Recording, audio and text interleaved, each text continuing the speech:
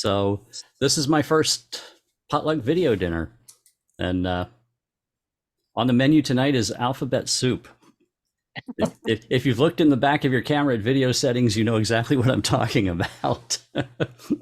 How many people have looked in the back of their camera to see the video settings and looked at what's there and just said, "Oh hell no," and switched It's back off again? it's been a while, yeah. Never mind, I'm gonna do stills. uh, Yep, I I know. You set you some. say, oh, I'm a still photographer. I know how to work a camera. I know what I'm doing. You open up the video settings, and it's like, what in the heck is all this gobbledygook? I set some up today and tried the videos, but now I can't get back to my still. So I don't know. I don't know what I did. Well, In you've the got command. well, your camera has the PASM dial. You can go to PASM Oh, right, I and did, but and then take I pictures. go back to the commands that I have for the stills and they Mhm. show video. So I don't know. I must have some little setting or something that I need to adjust. Probably Mhm. a buttons or something. Yeah. Yeah, that I don't know if we ever set up. There's a toggle that can be set up to toggle those custom functions on the wheel between a video and a still photo function for every position on the wheel. So I don't Okay. know Well, if you. I did toggle for the movie and the still, but I Mhm. don't, but there's still something screwed up. So I Oh, don't know. okay. Yep. We'll Yeah. get together and do that. Okay. Yeah. We'll fix it up. So yeah, that's what tonight. What we're going to do is I'm going to go over what all that stuff is. That's all that mysterious, weird stuff in the video settings, so you can make some informed decisions about, yeah, well, what do I pick here? What does this mean? What do I pick? And I'm going to go through a lot of stuff, and it. I'm going to tell you this: if your brain starts melting, if your eyes start glazing over, don't worry, because when you're ready to worry about it, you can come back, you can watch it again, whatever. But at the end, I'm going to give you a cheat sheet.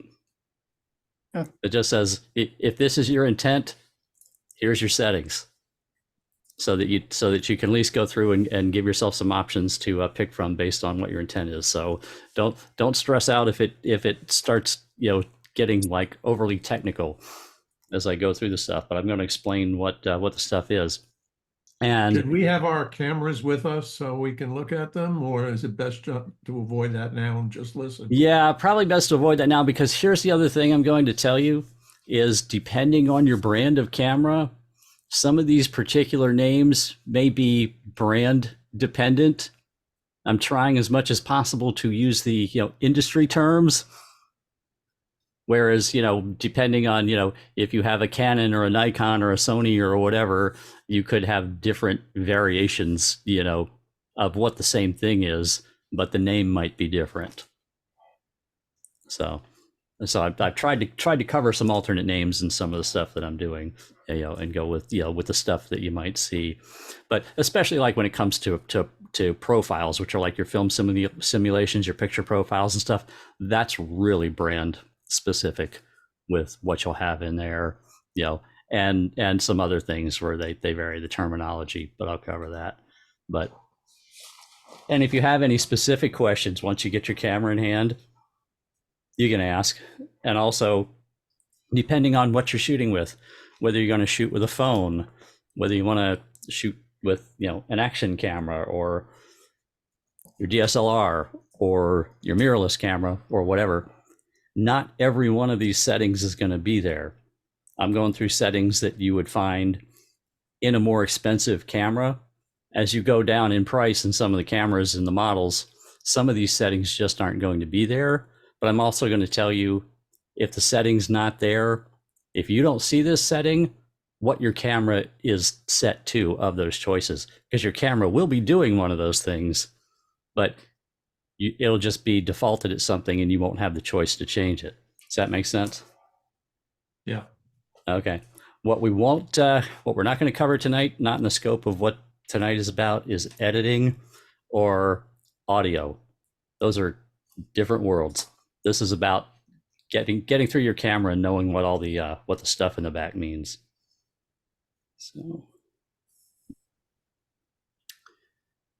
and just in case you may or may not see this, depending on, especially on older equipment, if you run into anything in there and you see NTSC or PAL, that just sets settings and gives you options for North American broadcast stuff or European international stuff.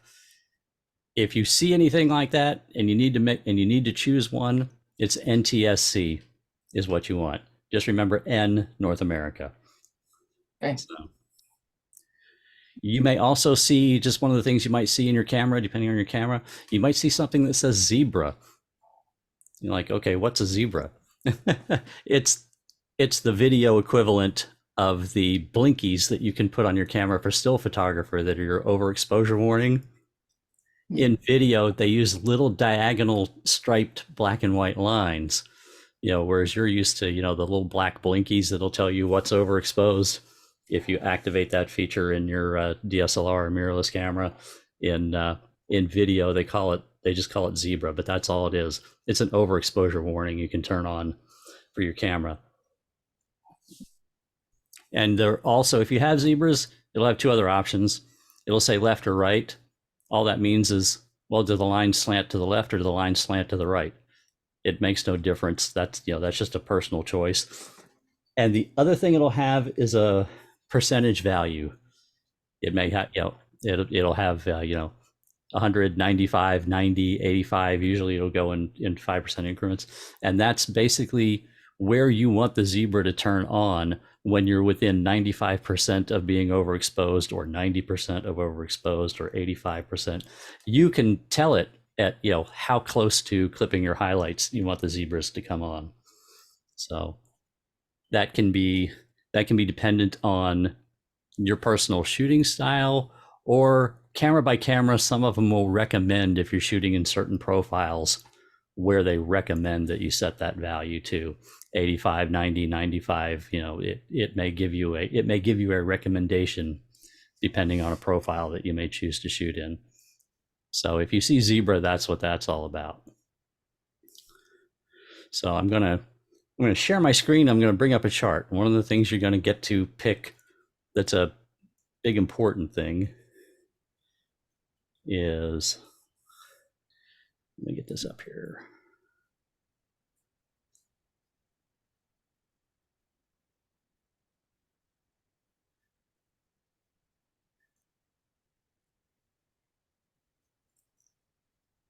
Everything keeps covering other things up. I gotta get to where I can share my screen. Here we go.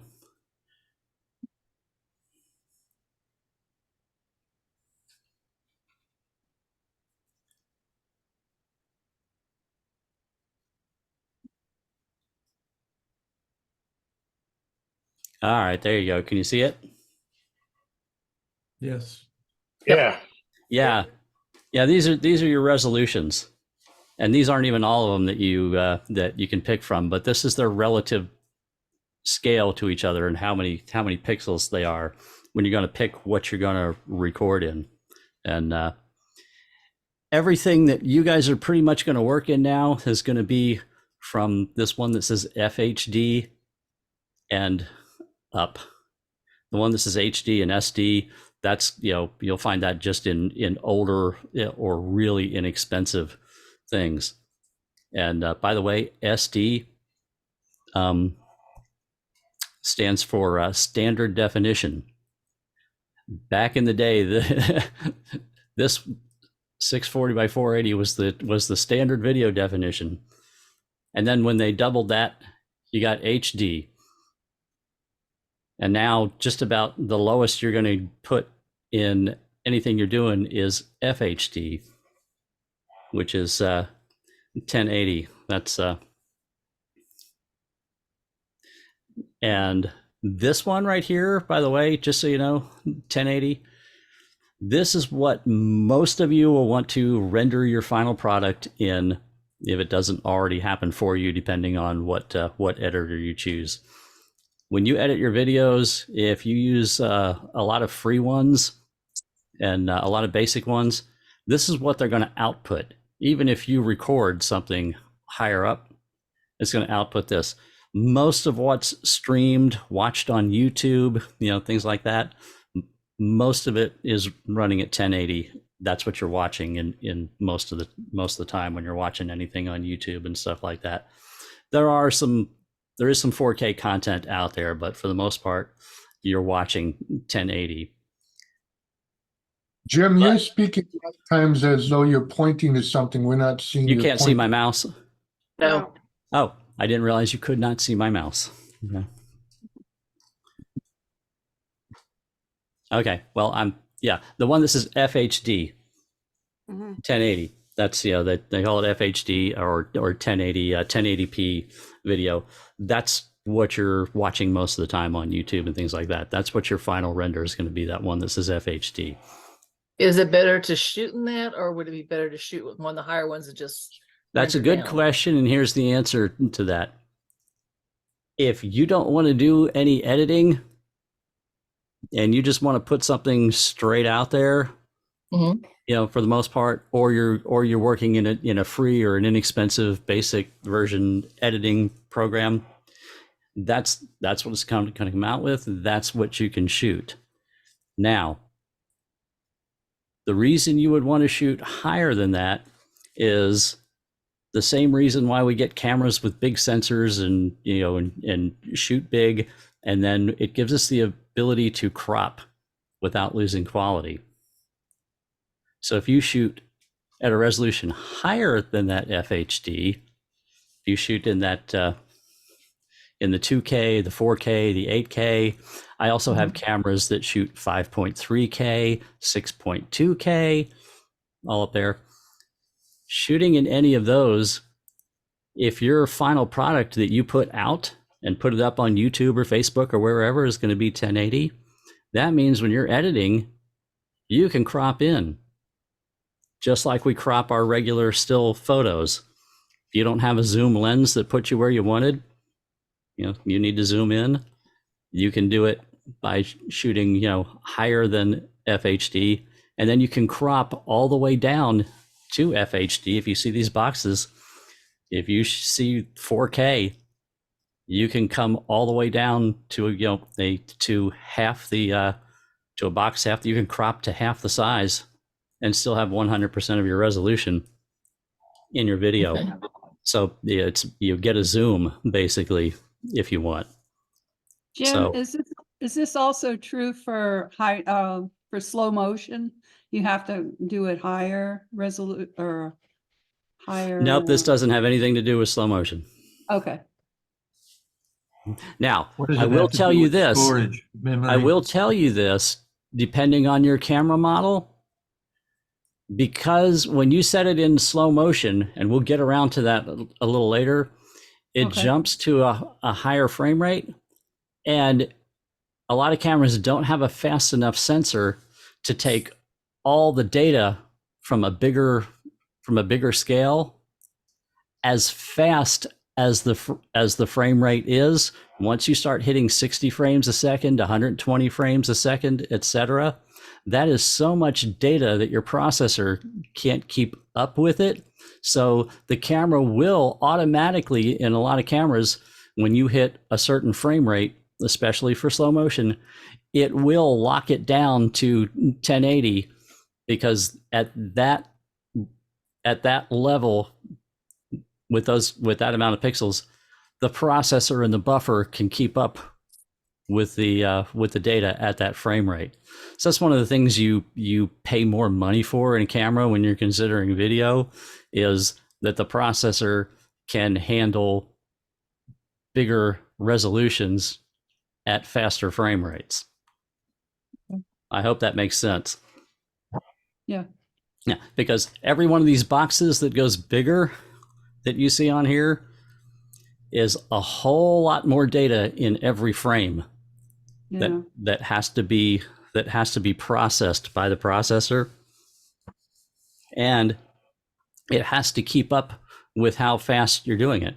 If you're doing it at 60 frames a second, which would be half speed slow motion, if you're going to do that, it's double the amount of data that it has to process in the same amount of time.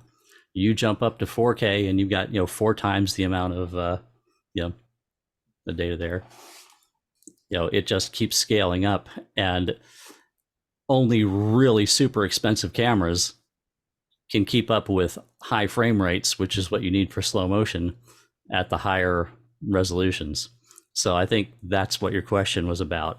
You notice when you switch some of your cameras into slow motion, it automatically just gives you a 1080 recording, Okay. and that's Yeah, that why. makes sense. Storage, your card, I guess the higher resolution eats up the card memory Oh, faster. yes, it does. And that's the other thing we're going to cover too. All of these optional settings that you go through will vary the amount of data that has to be processed. This is the starting point with how many pixels there are to have data for. And then all these other settings we're going to go through, some of the various choices have that trade-off of, well, higher quality, more data, lower quality, less data, faster processing. So that's what we're going to get into with these settings. And there are so many that trade off that's why I put the cheat sheet, at the end that I'll give you, that kind of breaks it down about whether you want the ultimate quality with the most difficult editing, or you want no editing at all and just get it straight out there fast, or a couple levels of in between of how much quality versus how much editing and processing, and how big your file sizes are going to be.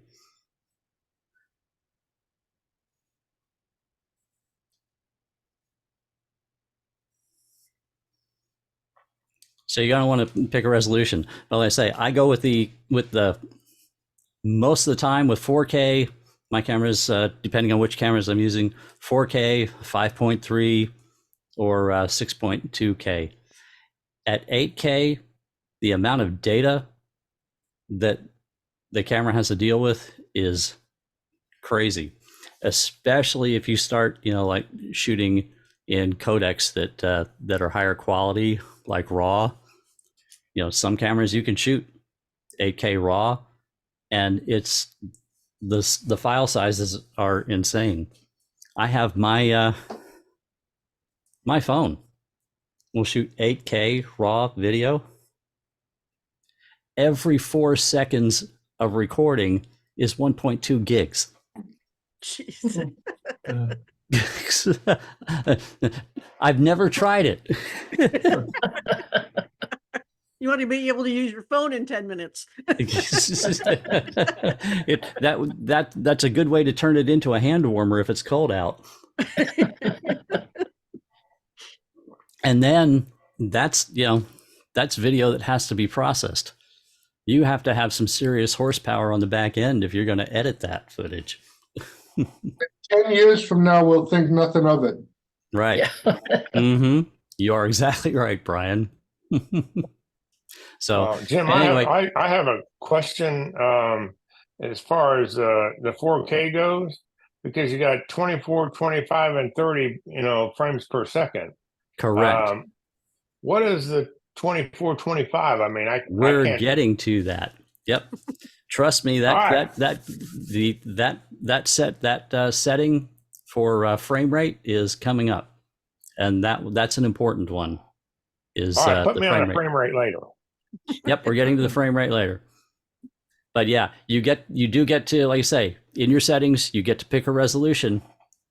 If you don't get to pick a resolution, you can pretty much be sure that your device, your camera, your action camera, whatever it is, your cell phone, is recording in 1080. If you don't have a choice, you can probably be safe to believe it's recording in 1080, and that's what it is.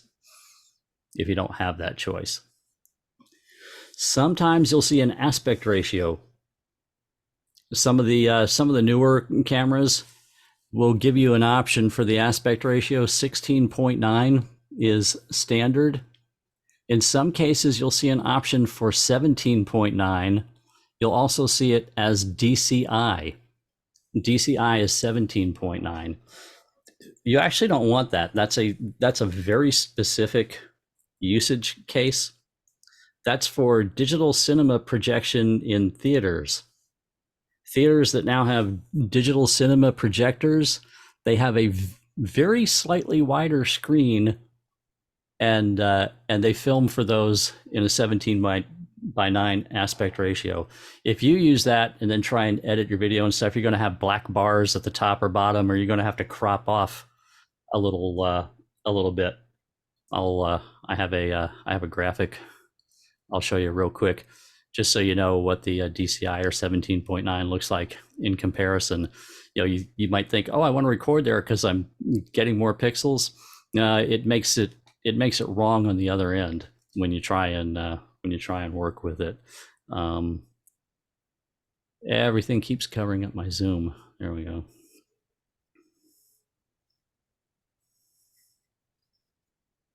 Yeah, if you see that graphic, 16.9 is in the middle, and the 17.9 shows you, that's the DCI 17.9. If you see that in your camera, on your sensor, it equals 128 pixels extra either side that it's recording. But anything you try and work in, it's going to end up in a 16.9 box anyway, and you'll have black bars at the top, or you'll have to crop off that extra that you see on the side anyway.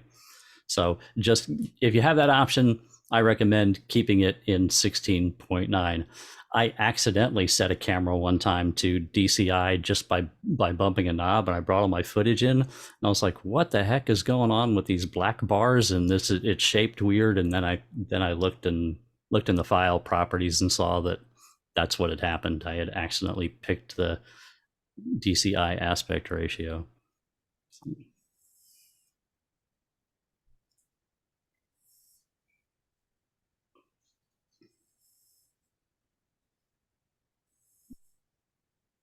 I say, and if you don't see the option in your camera, then it's doing 16 by 9. Another thing that you're going to see in your camera is file type. In the world of video, they also refer to it as a container. It's referenced by the 3 letters at the end of the file name. It'll either be .mp4 or .mov, and you'll have a choice on most cameras these days to choose MP4 or MOV. MP4 is universal, been around forever. By the way, if you upload anything to YouTube, if you watch anything on Netflix or whatever, their streaming platforms, they specify MP4. YouTube says, send it to us in MP4. They don't want MOV. However, that refers to if you're making, if you're going to edit your stuff and have a final product, your final product that you send out from your editor, you want it to be MP4 because that's what everything streams at online. They use MP4. Now, MOV is a higher quality recording format. If you record in MP4, it's a little less quality than if you record in MOV. MOV was something that Apple came up with. And by default, a lot of Apple devices are just going to automatically be doing MOV.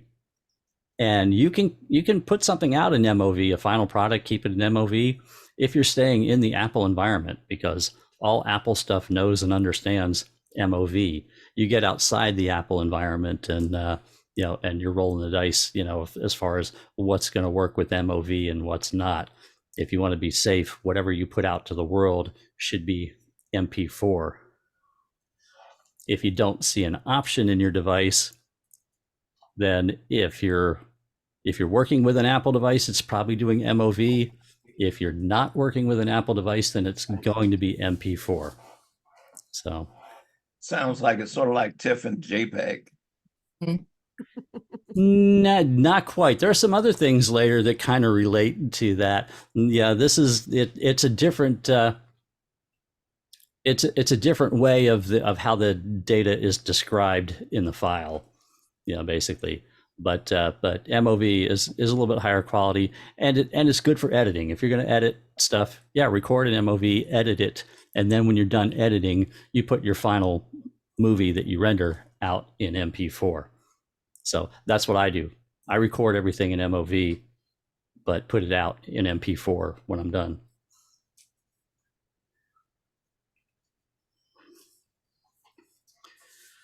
So another thing that you're going to see, you won't see the word codec, but you're going to get to pick a codec, whether you know it's called a codec or not. Codec is an algorithm used for compressing and decompressing digital video files. If you didn't put a codec on digital video files, they would just be too hard to manage, to stream, to store, whatever the file sizes would be real difficult to manage. So you're going to have choices. You'll see something called, most likely, and if you don't see an option, this is what your camera is doing, called H.264. You may also see it indicated as AVC, Advanced Video Codec, or H.264. It is almost the universal one. It has wide compatibility. It's the standard on streaming platforms. It requires a lot less computing horsepower to use it and do editing if you're working on it. It's also what YouTube specifies as well. YouTube wants you to send anything to them with an H.264 codec. So that doesn't mean you have to record in your camera using H.264. It just means in the end, if you're going to edit it, when it goes out to YouTube or anywhere, you want it to be H.264. Now, if you're going to do editing and you have a computer with horsepower, H.265 is what you can record in. H.265 is also sometimes indicated as HEVC. You'll see that in a lot of cameras sometimes. You'll see AVC or HEVC, or you'll see H.264 or H.265. But the H.265 HEVC has 50% more compression than H.264, which means the files are a lot less in size. They take up less storage space. They require less bandwidth for streaming and sending. And H.265 has newer, more advanced algorithms that give you better quality. It does require more horsepower on your computer to work with H.265 files, though. So if you record some stuff in H.265 and you start editing it, and your computer is laggy and choppy and whatnot, then you might want to step back and just record in H.264. And I say with H.265, you'll use up less space. Your files will transfer faster, and they're a better quality file. But like I say, you do have to spend more money on your computer in order for it to work well with H.265 files. The H.264, 265, those are camera settings? You will find them in your video settings in your camera. It will give you those, and those are just two options there's even some more you may have. That's all something But if you don't see that choice in your camera, then it's just automatically going to be doing H.264. Okay. And you said the standard was an A something. H.264, which may also be designated as AVC. AVC, that's right. That's what I was saying. Yeah. Some cameras you'll see AVC and HEVC, and some cameras you'll see H.264 or H.265. But AVC is 264 and HEVC is 265. When you say more horsepower, how much? What are you talking about? Talking about on your computer where you're going to edit your videos. Yeah, I'm what numbers? Mine 64. No, there's no telling the numbers, because here's the thing. There's no telling what your file size is really going to be, because you might put an H.265 codec, which requires more horsepower, on an MP4 video, which requires less horsepower, which, so you're trading off. Or you may record in, an MOV file and put it with H.265, in which case you're really going to have a file that needs extra horsepower to work with. And we haven't even gotten into half a dozen other settings that vary your file size and how much horsepower. So there's no telling, depending on what mix of options you choose, as to how easy or how hard it will be for any specific computer with any specific amount of RAM or processor speed to work on. This is one of those where you'll kind of figure it out yourself whether your computer is up to the task of the way you're recording your files or not if you're going to edit them. Okay. Does that make sense? There's no Yes. magic numbers on it. So test it out, I guess. Yep, that's exactly it. Yep, yeah. Start out with higher quality stuff that's that is harder to work with, and just do some test things, and see if your computer is laggy, choppy, when you're trying to edit your video, and if not, you're good. And if it is, then beef up your computer or back off on the settings that you're recording your video files with. And that's why at the end, I'm going to give you a cheat sheet with 5 different levels of options that you can choose, that go from, highest quality, most difficult to process, to lowest quality, but easiest to work with. So beyond H.264 or H.265, in some of your newer cameras, you're going to see something called ProRes. That's even much bigger files that come out of the camera. So you're eating up more space. They're bigger files. However, if you're going to edit your files, they're much easier to edit. So it's kind of a weird trade-off. You get bigger files, but they're easier to edit if you use a ProRes format. And there's a couple ProRes formats, if you have ProRes, that you'll see, which we'll get into, where you'll see another number behind it. ProRes 420, ProRes 422, ProRes 444. Just the series of numbers that comes after the word ProRes, the bigger that series of 3 numbers gets, the bigger the file gets, and the higher the quality it gets. But standard ProRes is easier to work with and render, but it gives you much bigger files than 264 or 265. And then you may also see, depending on your camera, RAW, which we can kind of relate to from still photos, how much bigger a RAW file is versus any other type of file that you might shoot, a TIFF or a JPEG or whatever you might shoot in your camera versus a RAW. Some cameras do shoot TIFF, some cameras shoot JPEG as options to RAW, but you guys know how much bigger a RAW file is in just a still photo.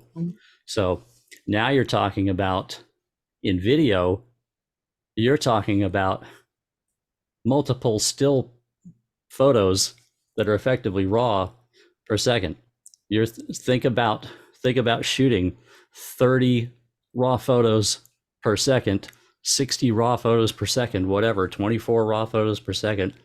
That's what video is, at RAW. It's huge. And you'll see RAW, ProRes RAW, RAW Light. Depending on your camera, there may be different variations of RAW. And typically what you'll find is you can't get RAW as an option unless you picked 8K as your resolution. So if you have your camera set to 4K, you will probably not even see RAW as an option, for a codec to choose. Because of technical considerations, you have to step all the way up to 8K in a lot of instances before you even get RAW as an option you can choose. So now you're talking about an 8K resolution file, which is gigantic, and then RAW codec format, which is gigantic. You're talking about incredible numbers and file sizes. Can you pick off a frame and convert that to like a still image when you do? Yes, and in fact, the very next thing I'm going to discuss is an option that as a side effect relates to exactly what you just asked. Oh, okay, good. So good timing. Yeah. So yeah, you're going to pick, somewhere anything from, for a codec, anything from H.264 up to RAW or something in between. But typically, you'll want to choose 264, 265, or ProRes. Yeah. So right now, I'm shooting most of my stuff in 265 and some special client things in ProRes in my cameras. But yeah, in my older cameras, I shot 264. You know, my new cameras, I shoot 265. So And- if you do it And with the and higher, or what's that? so if you do it with a higher resolution, does that take the place of burst mode? Has nothing to do with burst mode. There's no such thing Oh, as I know, burst I mode in video. understand that. Yeah, Yep. I understand that, Yeah, but video runs at however many frames a second you pick, 24, Yeah, 30, right, 60, right. whatever. No, Yeah. I understand that part. I was Yeah, just, you can think of video as burst mode on steroids. exactly, that's what I meant. Yeah, think of burst, you know, like I say, burst mode running, you know, for, you know, seconds, minutes, hours, depending on Yeah, what you're yeah. recording. Yeah. With the higher resolution, shorter amounts of time, right? Yeah, and like I say, you know, this is why, you know, it takes more. You spend a lot more money for cameras that will do 8K, that will do RAW, that will do ProRes, you know, Okay. because these are just getting into file sizes that you have to really have super fast processors in your camera to be able to process it. And this is why you want the fastest, biggest, best memory cards when you're shooting video. Small cheap memory cards aren't going to cut it if you want to get up into any of these settings. Hey, Jim, Yeah. you talk about the differences. I'm looking at my camera back of it now, and it talks about file format with XAVC or XAVC HS8K, and then it has HS4K, and then it has the CS4K, SHD, and SI4K, and SIHD. What are the differences there? I'd have to look at that because in some cameras, when you get into that, when you pick those things that are camera specific, they're actually taking some of these settings that I'm telling you, and instead of you independently picking them, in some cases, and I'd have to see for sure in your camera if they're just using alternate names for some of these things I'm telling you, or in some cases, some cameras, you pick something like that and it actually takes a group of these things and says, this is our name for taking a group of all these settings and grouping them together, you know, as a group that, you know, works well together. Does that make sense? Yeah, once you choose the setting, then you have to choose the frame rate, and then it You tells always have to choose the frame rate. Yeah. And then it records the setting in like 10-bit or 8-bit and all that. So there's We're a lot getting, of yep, and we're getting to that. Yep. Okay. Yep. But yeah, I'd have to look at that and see if that's alternate names for that, you know, they're using for 264, 265 and ProRes, or whether that's actually something that they're naming that says, oh, we're going to preset a bunch of these settings for you and call it this. Does that make sense? Mm-hmm. Mm-hmm. Okay. I have to send it to you. So if you see individual choices, those are most likely going to be your choices unless your camera has, you know, their own branded name for those things. Now there's going to be something that's an overall compression format.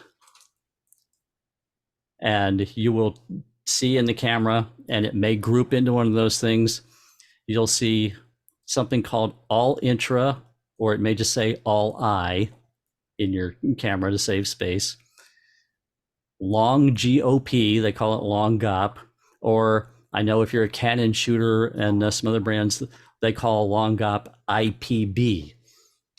So this is similar to somebody said, oh, can it be related to like a TIFF versus a JPEG?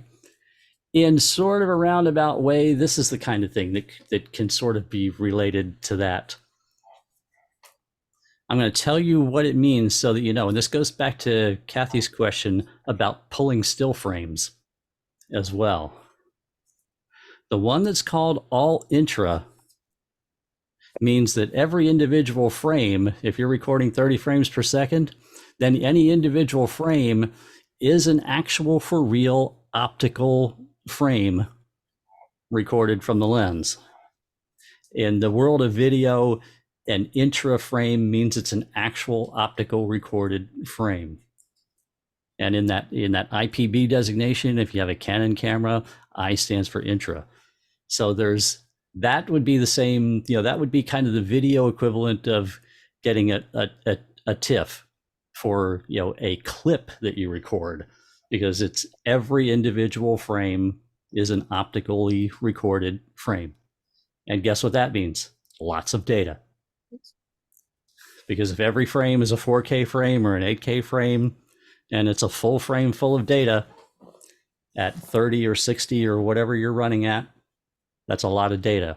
So there's another option that reduces file sizes and makes things easy to work with. It's called long GOP or IPB. The GOP in GOP stands for group of pictures. It stands for long group of pictures. That's in a roundabout way, kind of like what a JPEG does when it takes pixels and looks at groups of pixels and then throws some out and reduces it to less pixels. In long GOP or IPB, you get an optically recorded frame. The first frame is an optically recorded frame. X amount of frames down the line, there's another optically recorded frame. But your frames that are in between at your 24 frames a second or 30 frames a second, you may have like 6 frames in between that aren't actually optically recorded frames. They are sets of digital data that are predictive data based on the optical frames that they're in between. These frames look at the frames that they're in between and say, oh, it looks like, because they're saving data, because in a lot of video, a lot of things stay static and don't move. And video is about describing motion. So a lot of the data is about describing motion. So if pixels don't move in video, they can say, well, we can just describe this with one mathematical number. All this stuff didn't move, and only these pixels are moving, and we can see from this frame and this frame where the pixels started, where the pixels ended.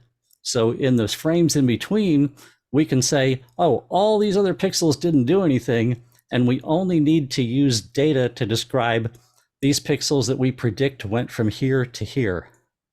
Wow. So you get, that's kind of like the way JPEG throws out color pixels. So, and I have a graphic for that. I'll show it to you here.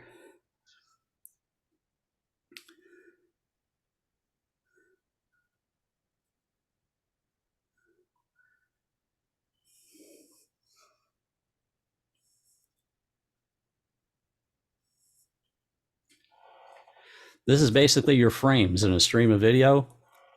The iframe at the beginning is an optically recorded frame. The iframe at the other end is an optically recorded frame. And this is 6 frames in between. These are not optically recorded frames.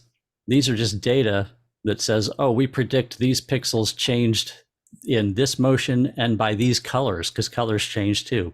It predicts the changing of colors and motion between the 2 frames that are actually optically recorded. Now, if you go all intra, every one of these frames is an optically recorded frame. So this is a lot smaller file size to describe this, for the same amount of video frames than if you have every frame optically recorded. But as Kathy mentioned, if you want to go in and pull still frames, you only get, like in this case, every 7th frame is an actual optical frame that you can pull. Or you're pulling one that's been mathematically described and built and wasn't actually really captured through your lens. But if you shoot all intra, every single frame is an actual optically recorded frame that you can pull. Make sense? Yeah. Yes. I'm sure we're probably starting to get to the point where where brains are starting to sizzle. I It understand makes that. sense. It I makes sense. understand what you said, but it's kind of like, what do I care? Which one do I want to use? That's what I. Well, yeah, and there's the trade-off. Everything's a trade-off. It's, do you want that high quality that every one of those frames is an optically recorded frame at the expense of the fact that your file sizes get really big and it's slower to work on in post processing? Or do you want smaller, easier to manage file sizes that take less work on the other end, but are a little bit less in quality, and don't give you as good of an option if you want to pull still frames out? That's your choice. It's a trade-off. Does it matter? Maybe to you it doesn't, but to some people, like Kathy says, oh, I want to pull still frames. Yeah, it matters. And in Kathy's case, I say definitely shoot all intra, but be aware you're going to have bigger file sizes. But so every one of these options I'm giving you gives you bigger or smaller file sizes, larger or smaller quality, and you can mix and match all of these things. And that's, and that's the thing. You can have a higher quality setting here, but a lower quality setting there. It kind of gets crazy with the choices that you can go in, and how in the end it can radically change your file size simply by how you're mixing and matching these options that you're choosing. So Can when, you do that while you're actually shooting? No. Continuous. No, you pick this before you hit the record button. Everything I'm telling you right now is chosen before you hit the record button. Prior. Okay, great. Mhm.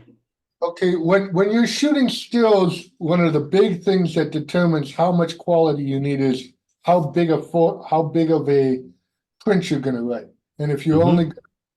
only gonna post on the internet, you don't have to have real high quality. And if you're gonna have a wall size, you have to have more quality. What's the equivalent for recording video? That's a good question, Ryan. If it's going out as a standard YouTube and it's 1080, you may not need all this high quality stuff. If it's going out on on social media, Instagram, Facebook, or whatever, I do some videos for some people that are 20-30 second videos that are simply intended for Instagram or Facebook.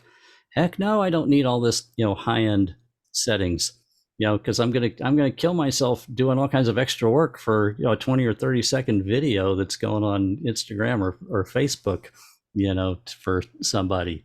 And but if for other clients that I'm doing different things for, higher quality is necessary, because I have clients that aren't watching it on YouTube or over the internet. I'm providing it to them for in-house training, or it's a recording of an event that they did or something that they did for their company, and they're going to be playing it back themselves on their own large screens in training rooms or whatever. They're going to be directly playing it back off of their computers for people to watch. In which case, yeah, you want the higher quality. It's not something that's streaming over the internet. That's kind of like in your analogy, Brian, of like the big print, Okay. versus putting it out on social media. So yeah, it depends on, you have to think about, what's the end usage going to be when you're picking these, settings. If you want to show, if you're doing something from your you're doing a vacation and you're going to be showing people at home by connecting up your laptop to your, to your big monitor in your living room or something, yeah, you might want to have the nice high quality, because you're not going to be streaming it off of YouTube. You're going to be directly playing it off of your computer, and you want it to look good. Kind of like having the big print on your wall in your house. Does that make sense to you, Brian? Yes, it does. Mm-hmm. Yeah, good question. When I first set up my camera, take a look at the video menu. Is it going to already be set to what Nikon, in my case, thinks is the standard setting? It's going to be defaulted to something. Yep. Okay. Yeah, the settings are going to be something, and I'm giving you the information to know why you might want to change them from what they're on. But yeah, there's settings there. You can push the record button, and who knows what your default settings are as to what you're getting. That's you got to look at them and see to know what you're getting, and to see if you want to change them. And like I say, that's why I'm kind of giving you this information to, if you want to mentally think about making your decisions. But like I say, I'll give you a cheat sheet in the end too, to look at for this stuff. So, but yeah, that's the thing with the, it's an overall compression format, whether you're going to have every frame, optically saved, as an optical image, or whether you want the camera to throw out the in-between frames and just describe them with data to make it, to make you have a smaller video size coming out of your camera, which means it gets to your card faster, uses less space on your card. And also it means any of these things that are the higher settings with the larger file sizes and the higher quality also mean your camera gets hotter faster. At these high quality settings, DSLRs and mirrorless cameras shooting video are notorious for becoming really hot and actually shutting down from overheating. They have a thermal shutoff, and if you run these higher settings, there's a limit to the amount of time, depending on the temperature outside where you're at or the temperature in the room, as to how long you can record before your camera overheats and shuts itself off. Because working with these big file sizes and the fast processor and everything, they get hot. And that's another thing you pay for when you're paying for the camera, is how long, of a time can you record before it gets hot, and or do you have an option for a cooling fan on your camera? Now, Jim, I'm assuming that can be damaging to your camera. Well, all the cameras have a thermal shutoff in them. They've got a temperature sensor in them, and they shut themselves off before they're supposed to, I should say, they're supposed to shut themselves off before they get to the point of doing damage. But, that's also not necessarily good, if you're being paid to make a video and your camera keeps overheating and shuts down. I've known people to get the flexible chemical ice packs that you shake up and actually rubber band them to their video cameras to shoot long sequences of 4K ProRes and things like that. Are we talking seconds or minutes? Go ahead. I'm sorry. I was asking, for it to overheat, are we talking seconds into it, or are we talking minutes into it? Minutes. Okay. Yeah. So depending on the camera, you may get 10 minutes before you have a thermal shutdown. Some cameras do actually give you some specifications. My old XT3 had a 30-minute limit at 4K. And the camera was actually set, it had a timer on it. It didn't even, it didn't even matter what the temperature is. At 30 minutes, if you continuously recorded 4K for 30 minutes, the camera would shut off the recording and stop recording. Now there's an option to get around that, because it doesn't stress the camera as much for heat, by not writing the data to the card. You've got ports on all these cameras that can send the data out and not to your card. And there are external video recorders. They're basically an external hard drive with a little video screen on them, and you attach an HDMI cable to your camera, connect it to the video recorder, which is an external hard drive. And then, like, I did that several times with my XT3 for jobs. I put a external recorder on, and then I could get past the 30-minute limit, because I had some speeches and presentations and stuff that I had to record that would go an hour and 15 minutes that had to be recorded at 4K back with my XT3. So I had to send the data out the HDMI port to an external recorder and disable recording to the card. And then that kept the camera within thermal limits and also bypassed the 30-minute shutdown timer. Okay. So now that I've got the XH2, that has no limit on 4K recording. That's unlimited unless it actually gets to a point where the temperature sensor says, no, it's too hot, we're going to save the camera. But there's no time limit if you can keep the camera cool, and the camera has an option to snap a fan onto it when you're doing that as well. The limit comes in now with this camera with 8K video. 8K video is now the point with this camera where it has the limitations of when it will shut down. But I don't have the 4K limitation anymore because it's a more video centric, more expensive camera. Does that make sense? Is that answering some questions? Yeah, it does.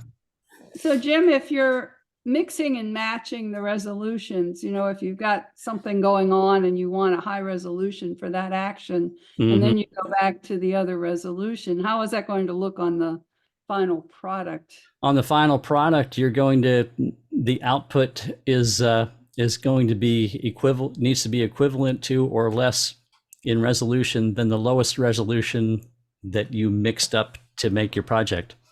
Okay. Yeah.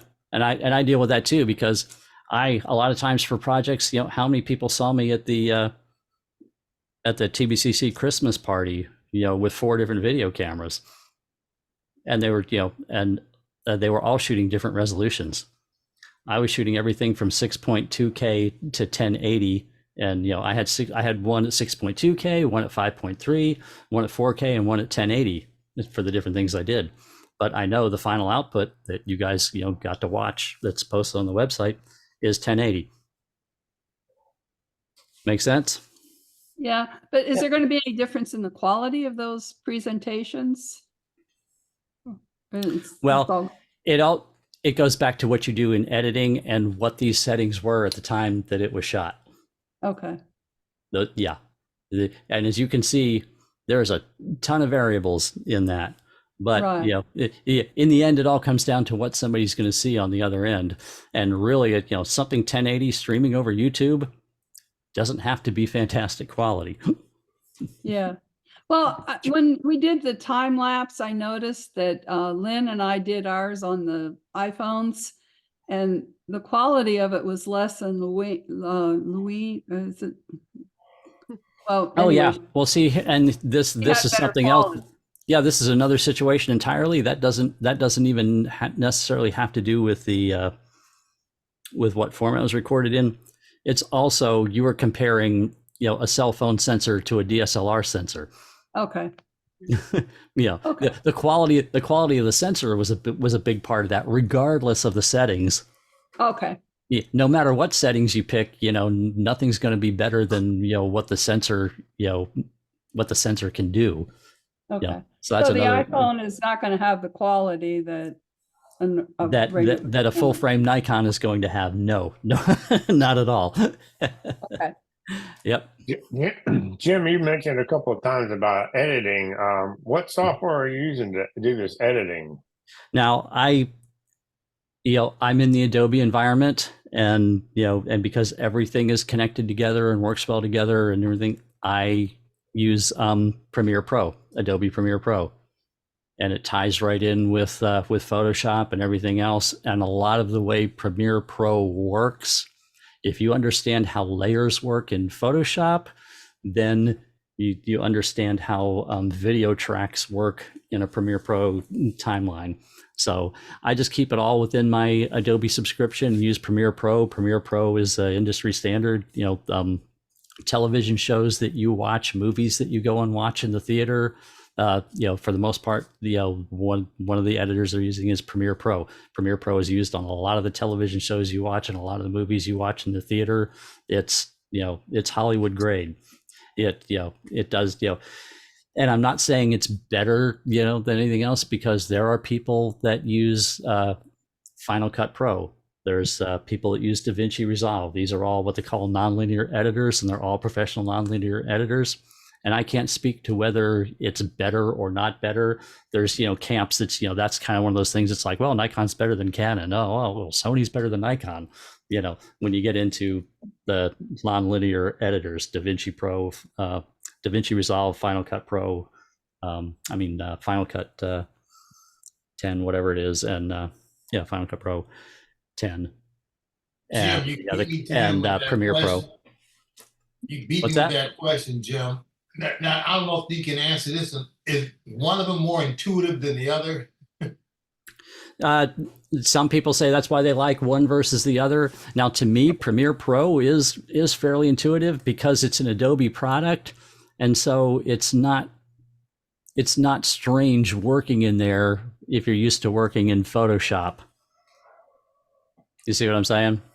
Okay. Yeah. Now it's now as it does have complexity. Any video editor of a professional nature like this does have complexity because that's the point of it, to be able to let you do very complex things.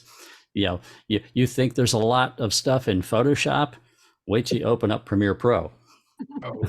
So, and I am doing private lessons with other people in Premiere Pro. I'm Nona is taking some stuff where we're diving into Premiere Pro because she has it. One of the other things that happens if you add Premiere Pro to your Adobe subscription, the amount of space you get in the Adobe cloud goes way up, and you get some other benefits as well by having it as part of your subscription. So that's another reason why I don't mind having it. Remember those generative fill credits that are kicking in January 1st?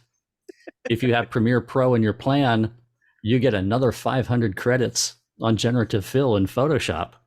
Yep. By having Premiere Pro in your Adobe plan. How much more does it cost to add Premiere Pro? Premiere Pro is $21.99 a month to add. If like, I have the Adobe Photographer subscription for $9.99 a month, and Premiere Pro costs me $21.99 a month on top of the $9.99 I'm paying for Photoshop and Lightroom. Mm-hmm. Yeah, but for me, that is worth it because I am doing it professionally now, and getting paid for it. So it's a cost of business in my case. Yeah, I just looked that up while you were mentioning that, and I guess the price of poker went up to $22.99 a month if you have the $9.99 thing. So yeah, it'd be $23 a month. I guess that's not bad. So yeah, that's what I use, and I'm not going to say it's better than anything else or easier than anything else. Everybody has their preferences. That's the Adobe thing. In the Apple world, I think it's Final Cut Pro is the Apple's competing product to Premiere Pro, and then there's a third party one called DaVinci Resolve, which people love as well. And it's like Sony, Canon, Nikon, Fujifilm. Everybody's in their own camp, and oh, mine's better than yours. Yeah, well, maybe in some things it is. But in any case, that was we were covering all intra versus long GOP, also known as IPB, which is whether you have all your frames are optically recorded frames or whether you have smaller file size because you have in between frames that aren't really optical frames. They're built from data descriptors. Now this Jim, came up. Jim, can we take a quick break here? It's been an hour. Yeah, hour. it is a good time to take a break, isn't it? Yeah. All right. Yep. Let's do that, and we're going to come back and deal with bit rate. So yeah, let's take 5 minutes. All right, sounds good. Oh, I see some of the other people I was waiting to see if they were going to made it at some point.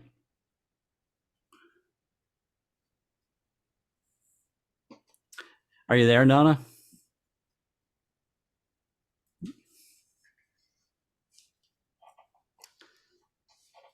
I'm going to go get another drink while we're on break. I'll be right back.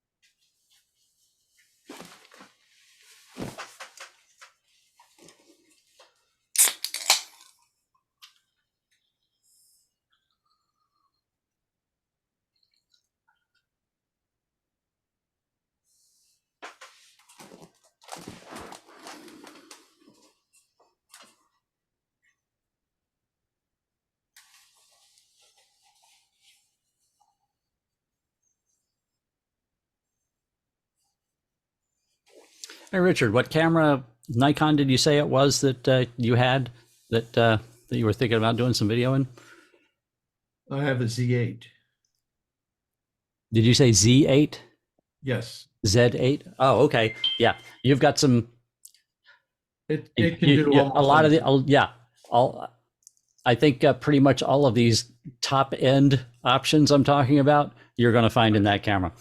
Yeah, it does the same as the Z9. It's a smaller version, and that's one of the differences they said. What you mentioned about heat, they said the Z9 being a bigger body Yes. dissipates the heat better. Absorbs more. Yep. It So the sinks Z8 sinks more heat. Yep. would get hot faster than the Z9. Mhm. And I guess in even smaller cameras, that becomes an issue too. Yes, that's it. Yeah, when you start running high quality, recording high quality video, heat is a big deal in the video world to contend with. I think you were saying earlier that the XH2 has no problem at 4K, but it does become an issue at 8K. Was that correct? That's correct. The XT3 had a 30-minute record limit at 4K, but the XH2 has an unrestricted limit on 4K now.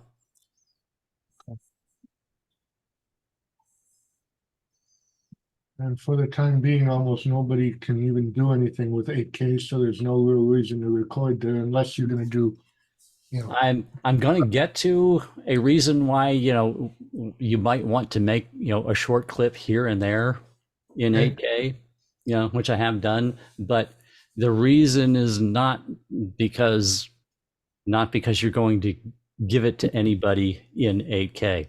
It's about the cropping capability. 8K is kind of like if stepping up to a medium format camera and being able to crop a lot if you need to for a scene. That's one of the reasons right now for 8K is cropping ability. Yeah, kind of like you got your XH2 now, which has the 40 megapixel sensor. You can crop a lot more on your XH2 than you could on your XT3. That's kind of like jumping from 4K to 8K. You see what I'm saying? Yeah, that's what I was thinking. Yeah. Do you remember the story I told about the medium format camera guy that made me move right at sunrise when I was shot? And I stopped and gave him my card so that he could send me the photo he took. Well, I never heard back from him.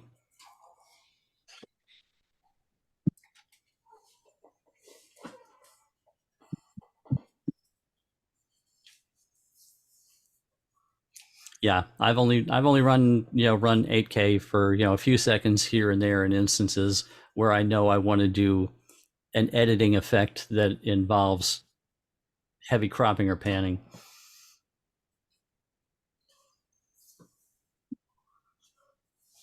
But as far as just trying to record something in 8K just to say here I have this 8K recording, there's not too much in our world with what we do for that. We're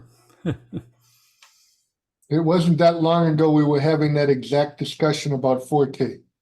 Yeah, I'm looking at the back of my Z8, and it and RAW. It's 12-bit. It says this format is for video that will be edited on a high performance computer. It says it right on the camera, doesn't it? Yeah, I mean it's like under ProRes. And this is for for turning your camera into a hand warmer in the winter when it's cold outside. Yeah, exactly. It doesn't quite go that far, but when I did the time lapse, that was one of the first things I did with this Z8, and it got pretty hot. That's the first time I've ever had a warning that the card was getting too hot. It didn't shut off, but it told me the card was getting hot, so I had to go and take it, hang it in front of the air conditioner because it was summertime. The faster you're trying to move big data, the more it's going to get hot. And when you start combining, high quality codecs on large resolution files, that's what you have to deal with is speed factors and heat factors. That's why I say how much movie data will a card hold? Depends on the size of the card. If I've got a 512 gig that pretty not you know that yeah, that's that's easy. And like I say, it will, all of these settings that we're talking about, whatever combination you choose drives that. There's no chart that says, oh, you can record this this many minutes on this card. They can give you a rough estimate, saying, oh, if you're shooting at at this resolution and this codec, you could expect in this range. Do you change cards while you're shooting sometimes? If I fill up a card, yes, I have filled up cards. However, if I'm in a situation where I'm worried that I fill up a card, I'm not putting it to a card. I'm putting it to a video recorder with a 1 terabyte drive. I'll put an external video recorder with an HDMI cable to a video recorder with a 1 terabyte drive. Does that make sense? Then Yeah, it's not even going to the card. Then I do have the You just option have to an send to the external card, SS but the card's going to fill up and stop anyway way before that external drive. And I have daisy chained, in instances where the stuff was important for a client, I've daisy chained 2 recorders where it's an HDMI cable out to a video recorder, and that video recorder has an HDMI cable out going into another duplicate video recorder. It's kind of like having, dual cards in your camera, but it's having dual 1 terabyte drives that are connected together. Can you use the SSDs? This is like a Samsung 4 terabyte. Can you use something like that? Hook it directly? It's not specifically a video recorder because that does not have an HDMI port on it. Okay. Video for recording is streamed out of the HDMI port on your camera. So you have to have a video hard drive that has an HDMI input. You use an HDMI cable to get the video, to that drive. Does that make sense? Yes. Yeah. So Jim, when you do that, are you stationary someplace, or, I mean, how Something big like is- that. Yes. Yeah. Okay. That's been like recording speakers at conferences, and things Okay. like that. Yeah. Where it's all on a tripod, and, the camera's on Yeah. a tripod, and then there's because then we're also using wireless mics, and there's a wireless mic receiver, and, Okay. and an audio recorder, and there's a backup mic for scratched audio. And then there's, a couple of video recorders, and the tripod looks like a monstrosity, with all this Okay. crap bolted all over the tripod Yeah, for something like that. Yeah, that's not that's not something you go out Platform and that rolls, you huh? don't go out and video birds or Yeah, right. birds or something with that. Okay. Jim, what is that video HDMI receiver look like?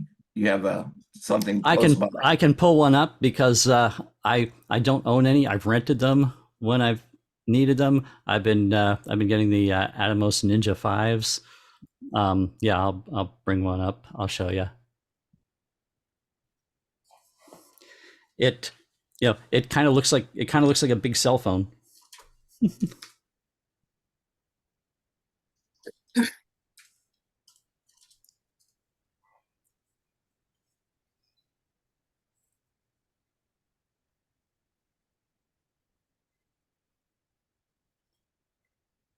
I pulled them up on B&H. Mm-hmm. Yeah. It has a little screen on it, and it's got Do not share. HDMI in and out and PowerPoints. Yeah, I'm not sharing yet. I got distracted talking. I got to jump over to Zoom here.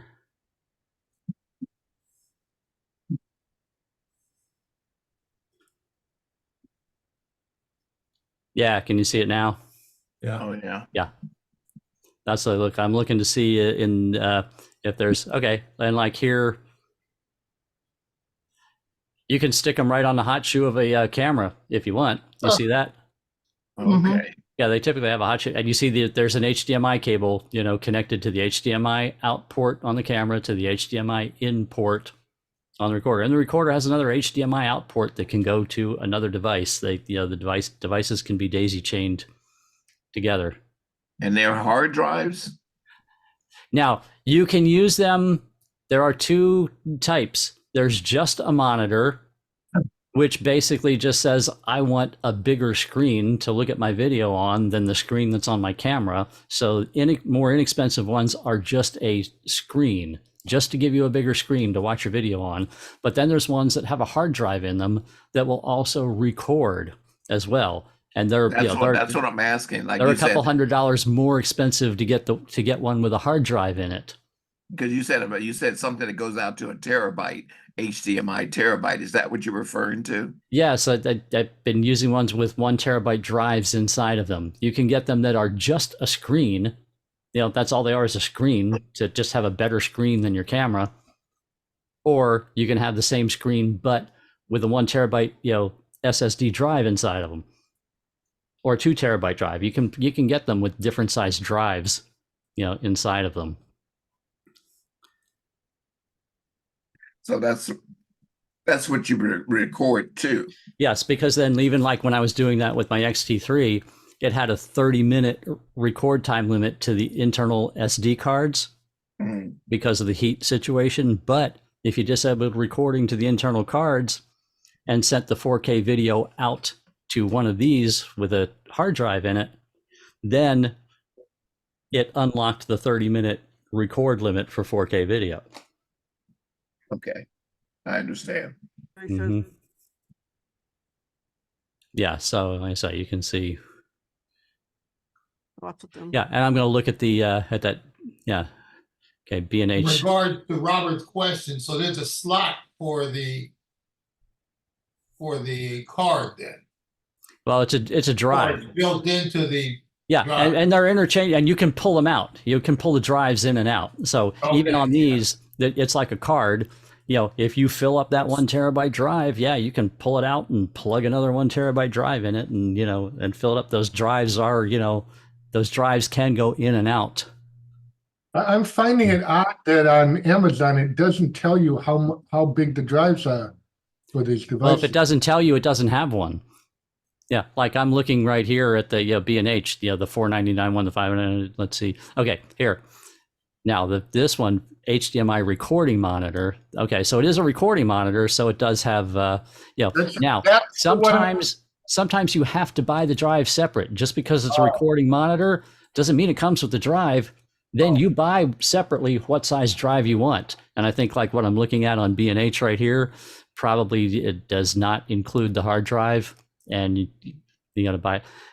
Yeah, here it is. See, recommended accessories. 1 terabyte SSD mini. Do you see this on my screen? Yeah. So this is a recording monitor for $599, and all you can do is use it as a screen until you spend another $399 to get the 1 terabyte drive that plugs into it. Could you just get the drive and not have the monitor?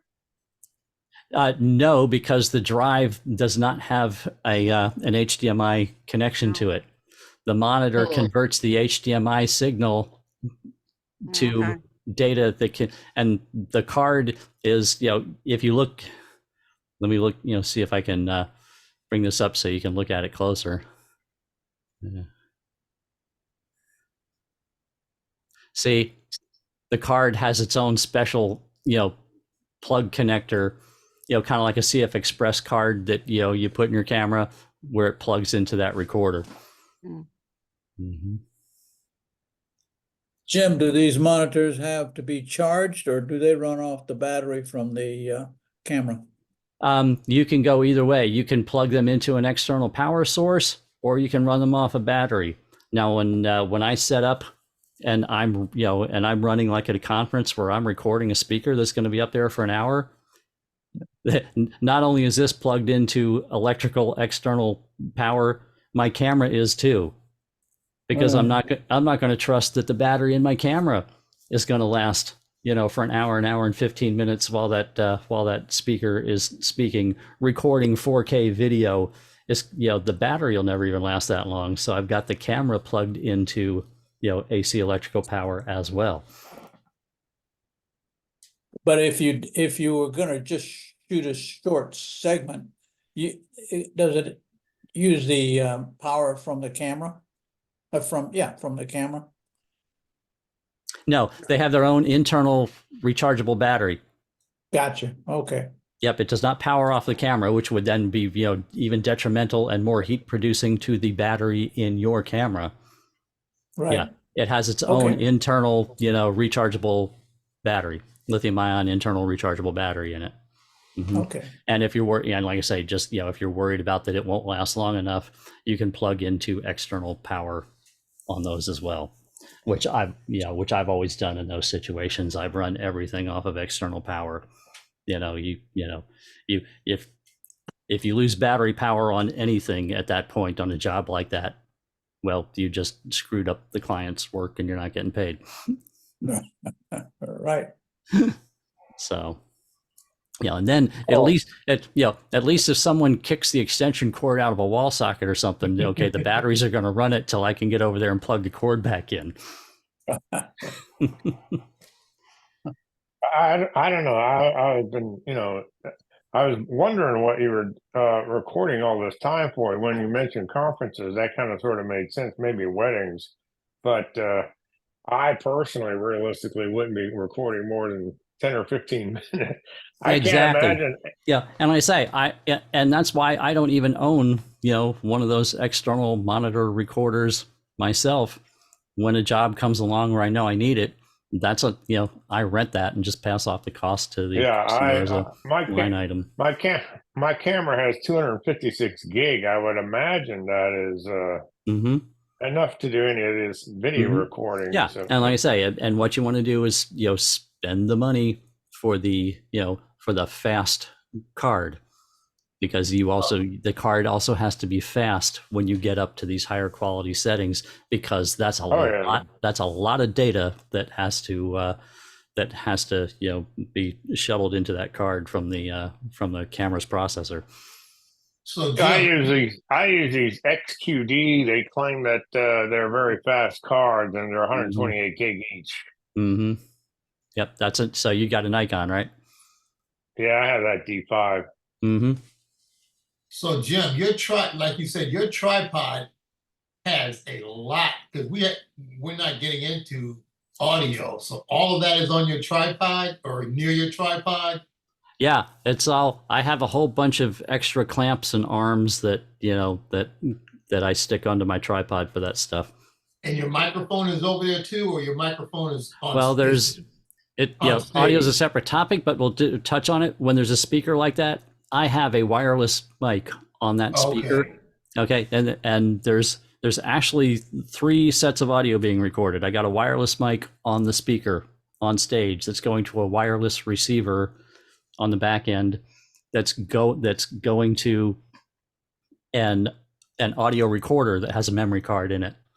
Also, there's typically a microphone at the podium if there's a podium there or whatever, and the AV people at the event have a soundboard, and they're going to have an XLR or a 1/4-inch output jack that I can also pull audio out of their board as a second audio source and run that into another input on my audio recorder. And then my actual camera itself, I'll put a shotgun mic on it, pointed at the stage. That gives me audio that goes directly to what the camera is recording, because the stuff that the audio recorder is recording is just audio on a card. It has to be synchronized to the video of that speaker. So if I have an audio track from the shotgun mic that is actually recorded right to the actual video, that matches up with the person's voice, and then that audio track is used.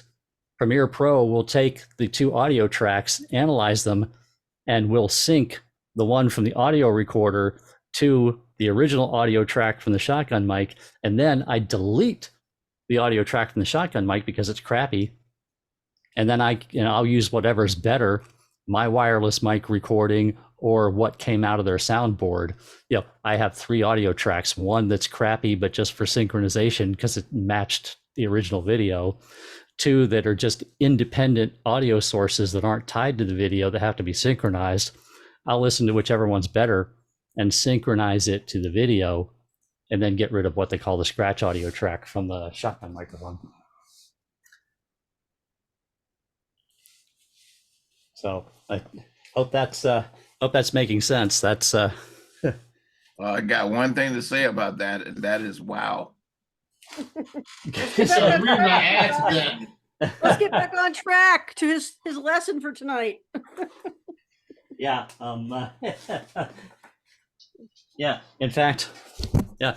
There's the shotgun mic goes on top of the camera and plugs into the audio port. That's it right there. Mm-hmm. Okay, we left off at one of the other settings you will definitely see, and somebody mentioned earlier. Let me scroll down to that. Is bit rate.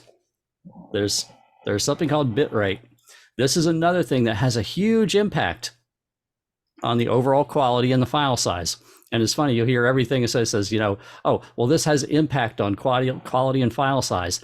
And throughout, you can mix and match all this stuff, so you can get just crazy huge files or crazy small files or anywhere in between by how you mix and match this stuff and determine what to you is what parts of it do you want the most quality and what parts do you want to sacrifice some of the quality for speed and ease of processing. But bit rate, this says how much data are you going to let it record per second? And the values in your camera are going to vary depending on the make and model of the camera, because it's all dependent on the processor in the camera that the manufacturer knows what are the limits of how much data can move through that processor. All you have to know is the lower numbers are lower quality, smaller file sizes.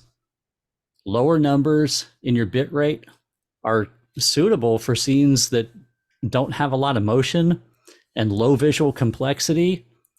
If you've got somebody that's being interviewed, a talking head against a plain wall, oh gosh, absolutely. Here's a place where you can go for a low number. So even if you have those higher quality numbers somewhere else that are driving your file sizes up, that's a case where you can go down to a low bit rate and not be, basically wasting, file size. You don't need to have a high bit rate for something that, is just, somebody's lips moving and, there's a blank wall behind them, for your video. Now, if there's a lot of visual complexity, there's a lot of detail in the scene, or there's action and it's sports and things like that. No, that's where you have to have the higher number and, and capture the most data per second for what's going on. Does that make sense? Mm-hmm. Now, if you don't see an option for bitrate, that means that the camera is picking the bitrate for you based on some of these other options that we've already discussed. Because in some cases, the camera knows, well, based on all this other stuff, we have to have a bitrate of this to accommodate these other settings, and we're not even going to give you the option. We're just going to say, we know this is the best bitrate for these other settings you've chosen. So you may get to see a bitrate and choose it, but based on some of the settings you've chosen, you may not get to see a bitrate or choose it. Does that make sense? I'll share screen again real quick, because I think I have it available to show. I think, yeah, even if like this is my camera and settings, you'll see, right here, bit rate. So It's not frame rate, is it? No, bit rate. No, frame rate is how many actual optical frames of images are recorded per second. Bit rate says how much data am I going to send through my processor per second while I'm recording. This is saying what's the high limit of how much data I'm willing to get sent through the camera's processor. So that's like here you see mine goes from 50 to 720. I'm seeing 8-bit, 10-bit, 12-bit on mine. That is not bit rate. Oh, that's not bit rate? Okay. That is not bit rate is specified in Mbps. Look at my screen and you'll see that. We can't We don't see see a it. screen. Oh, You're not sharing. Oh, I thought I was. I'm sorry. What did I picked the let me move this over. Too many screens. You have to be here. nice and share. Well, I picked sharing, but I picked the wrong source. In my share window, I'm not joking. I have 8 choices in Zoom of things right now that I can share, and so I have to get the right one. What about now? Yep. Yes. All So right. now we're seeing the group of pictures thing. Oh, then that's still the wrong screen. Yeah. Okay. Let me move. Do you see it now? Yeah. Yes. Bit rate. Bit Yeah, rate, there it is. Yeah, your camera may have something like this in it, and it'll typically, that's how you know it's bit rate. It'll say Mbps. And again, these are my particular camera. These are the options. You see, I have from 50 all the way to 720 are the choices. 720 is going to be for extreme action with lots of detail. 50 is going to be suitable for like that situation I said where, okay, it's a headshot of somebody being interviewed, against, with a white wall behind them.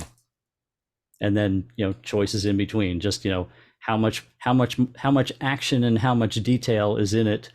This is where you start to learn, okay, well, what looks good, or what can I get away with? And every camera that, depending that you buy, you're going to see a different list of choices in here. But you're going to have, and if you don't have it, as I said, that means the camera is picking it for you based on the other, options that you've picked. Yeah, that's the way it is in the Nikon, the Z8. There's no options for bit rate, so it's just picking them for you. Yeah, I don't see it on my XT5. I bet you it's there, Jack. You might not be Okay, looking. You might not be looking in the right place, but I bet it's there. I'll keep looking. Because I've had bitrate as an option at least all the way since my XT2. Oh, wow. Okay. Yeah. I'll keep looking. It's got to be here. It got to be here somewhere. Yeah. Yeah. So, okay. All right. I'm jostling screens all over the place here. Okay. That was bit rate. So guess what? The next thing is bit depth, because somebody just asked me, oh, is that bit depth? No, but you do have bit depth. You've got, depending on your camera, choices of 8-bit, 10-bit, or 12-bit. Now, the difference is what we just talked about, bit rate. That's how much data you're willing to send through your processor, which also drives how big your file sizes are and how hot your camera gets. So you pick that, as we said, based on how much detail is in the recording and how much action is in the recording. Bit depth says how many colors am I going to reproduce? Remember that whole discussion we had about sRGB and RGB and ProRes and how many colors you get with all of that stuff? Yes, I do. This is the video version of that. If you think you're sharing, you're not, Jim. What? If you're not sharing, I don't know if you think you are. No, I'm not sharing. I'm talking right now. Okay. But bit depth, you're going to have a choice depending on your camera of 8, 10, or 12. Most cameras are going to give you 8 or 10. Okay. And 8-bit is standard. 8-bit has the capability. Now, it doesn't necessarily mean that there are this many colors in any scene that you're photographing. Okay. But 8-bit has the capability of recording off the sensor 16.7 million colors. Now that's the smallest bit depth available to you. Okay, if you have a higher quality camera, you have an option for 10-bit. And again, guess what? 10-bit drastically will make your file sizes bigger, because you think, oh, there's not that big of a difference between 8 and 10. Mathematically, it's a gigantic difference. 8-bit has the capability of recording 16.7 million colors. 10-bit has the capability of recording 1.07 billion colors. 10 Jeez. bit gets just over a billion colors. So you see how much more a billion is than 16.7 million by jumping from 8 bit to 10 bit. Now So it how much doesn't is say, 12 now that doesn't do? necessarily mean that at any given time you're recording a billion colors, because let's face it, are there, ever really a billion colors in any particular scene you're shooting? Maybe, but probably not. But it has the capability of actually defining up to just over a billion colors if you've got 10 bit, chosen as an option. Now, really expensive cameras, cinema cameras, Hollywood stuff and whatnot. Now you're talking about cameras that have an option for 12 bit. Mine does. You okay? All right. Z8 has it. All right. You know how many colors you have the capability of recording in 12 bit? What?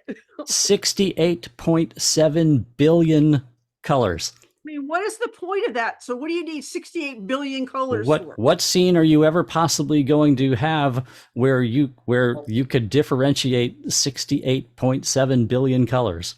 So why do they And- even put it And on you're the talking camera? about massive file sizes when you turn on 12 bit in your camera. That's when you're recording the mountains on Centurion, that planet that's 3 galaxy light years away. But so there, okay, Lynn, you've got that option. That means Richard has that option too. But yeah, so now yes, you can give yourself a massive file size and start heating up your camera real quick by picking 12 bit if you think you need to record up to 68.7 billion colors for your video.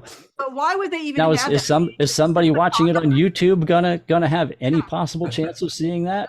I mean, so they had this on. Why do they have those on these cameras? Because they're using them for cinematography. Yes, because some of these cameras now are used for real cinematography. Some of these cameras that we are buying now are being used to record feature films that are being shown in digital cinema at the movie, with Dolby surround sound. And you go and see some these superhero movies and different things like that. Guess what? Some parts of some of those movies are being recorded with these cameras. And yeah, those guys want, they want raw. They want 8K raw. They want 12-bit color. They want massive bit rate. They want this stuff for a Hollywood production. Okay. And and some of these cameras are getting used for this stuff. I know I saw that.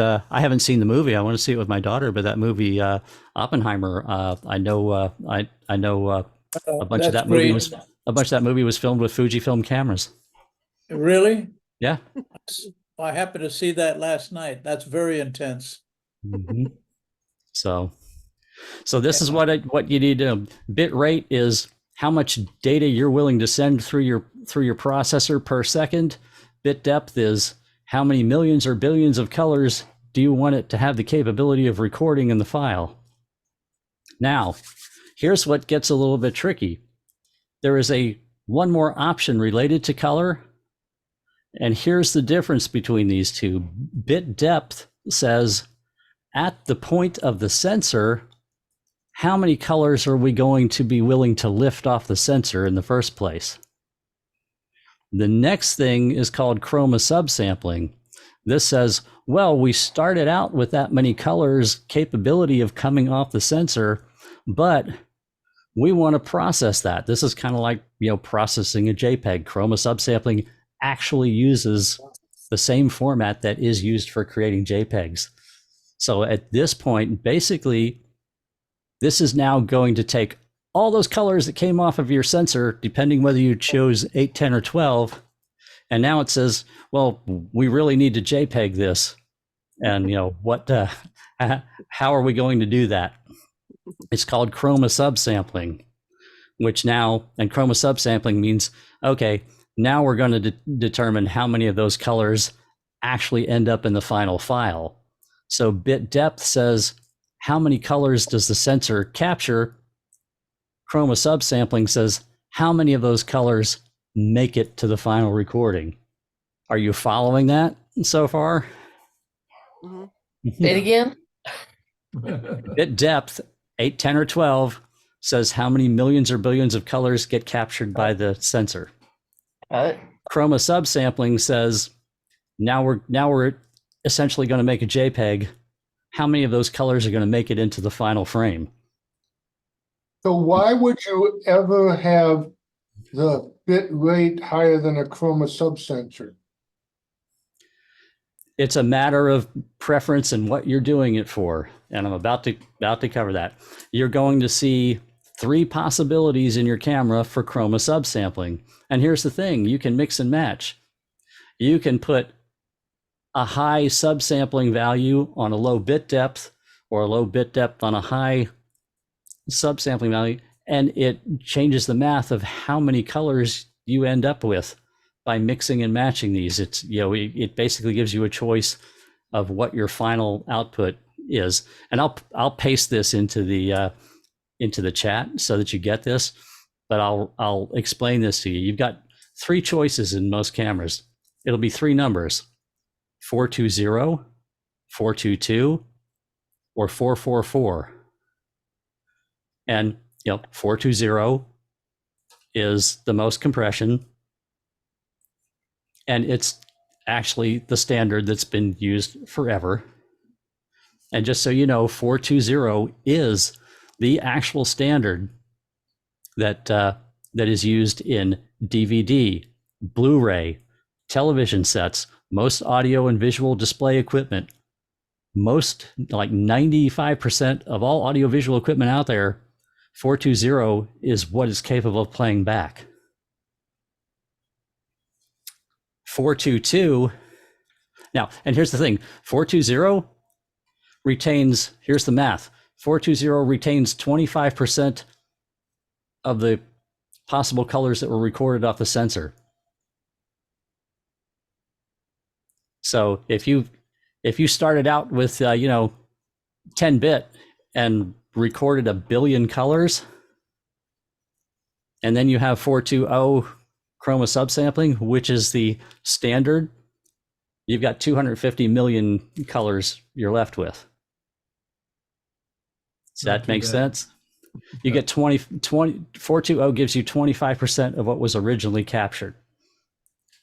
422 is the next level. 422 gives you 50% of the original color data. So if you recorded in 10-bit and had 1 billion colors, and then used 422 chroma subsampling, you would retain 500 million. You'd get 500 million of those billion original colors would be capable of being rendered to the final file. 444 means no compression. 444 means whatever you got off the sensor is what goes to the final image, if you have a camera that says 444 as an option. So if you have a 12-bit camera like Lynn and Richard and also have 444, that means you can get all 68.7 billion colors into the final file, which means you're going to have an insane file size. Yeah, I'm Somehow not I seeing get- anywhere where it has sub chroma on the Z8. What's that? It doesn't, I don't see any place where it has. Now, sub here's chroma. something I want you to know. If you have any ProRes format chosen Yeah. for your codec, you won't see Yeah. this as an option because it's built into the ProRes. When you pick ProRes, you will pick, you'll see these numbers. You'll pick ProRes 420, ProRes 422, or ProRes 444. Yeah. It's So if you've got a 2 ProRes raw. something picked, that's where you're picking 2 things in one. You're Okay. picking ProRes as the codec, and you're picking the chroma subsampling at the same time you're picking the codec by saying ProRes 420, ProRes 422, or ProRes 444. Make sense? Yeah, it only has it's only showing the 422 at ProRes. It doesn't Yep. have an H. Yeah. H dot. ProRes 444 is going to be in a Hollywood cinema camera, Great. Okay. which is where that's the one where it's no compression. That's where, that's a camera that's capable of getting all 68.7 billion colors into the file. Okay. We don't need that. Yeah, there are cameras that do it. If you've ever heard a camera manufacturer like Blackmagic Raw and and Red Komodo and things like that, those are cameras that can do 12-bit 444. you know, and Somehow I raw. see that, Jim, when you're doing a critique of our video that we turn in, you're gonna say, oops, no, that didn't make it. It only has 16.3 billion colors and it should have 16.7. Yeah, and this is what I want you guys to think about. Any of your JPEGs that you're submitting that we look at have a maximum possibility of 16.7 million colors, which is the 420 chroma subsampling. 420 is the same colors in video. It's the same amount of colors in video that you can get in a JPEG, and it is the standard. When I say any Blu-ray that you buy, any DVD that you play, almost any TV, with the exception of some of the very newest ones, you know, anything only can play back at 420. It's the industry standard. 16.7 million colors, 420 is the industry standard. Only the most top-notch playback equipment right now is capable of playing back 422 or 444. So, you know, that's something to think about when you're recording. Do you want, you know, much bigger file sizes to record more colors than anybody can see that you're ever going to play this video to? So 420 is pretty much going to be your default, unless in the editing process you want to personally have a huge amount of color control. Just like, you know, okay, as a photographer, you shoot raw because you want to have a bunch of color control at the editing portion before you eventually export that JPEG, you know, that we look at in competition or whatever. You see what I'm saying? You know, 422, 444 is kind of like your video equivalent of, yeah, I want all those colors like I get in a raw file in my still photos to work with, you know, before I send it out. Because when you send it out, you know, 99% of, if you're sending it out, you're going to go out in 420. Yeah. But if you want to capture all that to work with in the first place, that's why you have those other options. Does that make sense? Mm-hmm. Yeah. And again, 420 requires the least amount of horsepower on the editing computer. 422 requires, you know, a better computer to edit with, and 444 needs one hell of a computer to work on those files. So here's just a quick bit of the math. Okay. If you shot 12-bit and used 422, you could get 17 billion colors into the final file. 12-bit 422, which I know you have in your camera, Lynn. If you put it at ProRes 422 and shoot in 12-bit, that's 17 billion colors you can have to work with when you're editing. You know, if you do 10-bit 422, that's 500 million colors. That's still 500 million colors. You do 10-bit 420, that's 250 million colors. Now here's the thing, down in 8-bit, you know, if you have 8-bit set and you're getting the 16.7 million possible colors off the sensor, and then you go to 420 chroma subsampling, your final file is only capable of 4.2 million colors. So you really need to hit, you know, and 8-bit 444 would give you all 16.7 million colors, but that's not really an option you see in cameras. But if you go to 10-bit 420, you're getting 250 million colors. You're getting, you know, you're getting like what? You're getting like 12, 13 times more colors than a JPEG if you go to 10-bit 420. So what I do is I shoot in 10-bit 420 or 10-bit 422, depending on what I'm doing. Just so you know. So that probably melted some brains right there. But bit depth says how many colors the sensor will capture. Chroma subsampling says how many of those, you know, end up getting thrown away, and, you know, how many get left to get into the final file.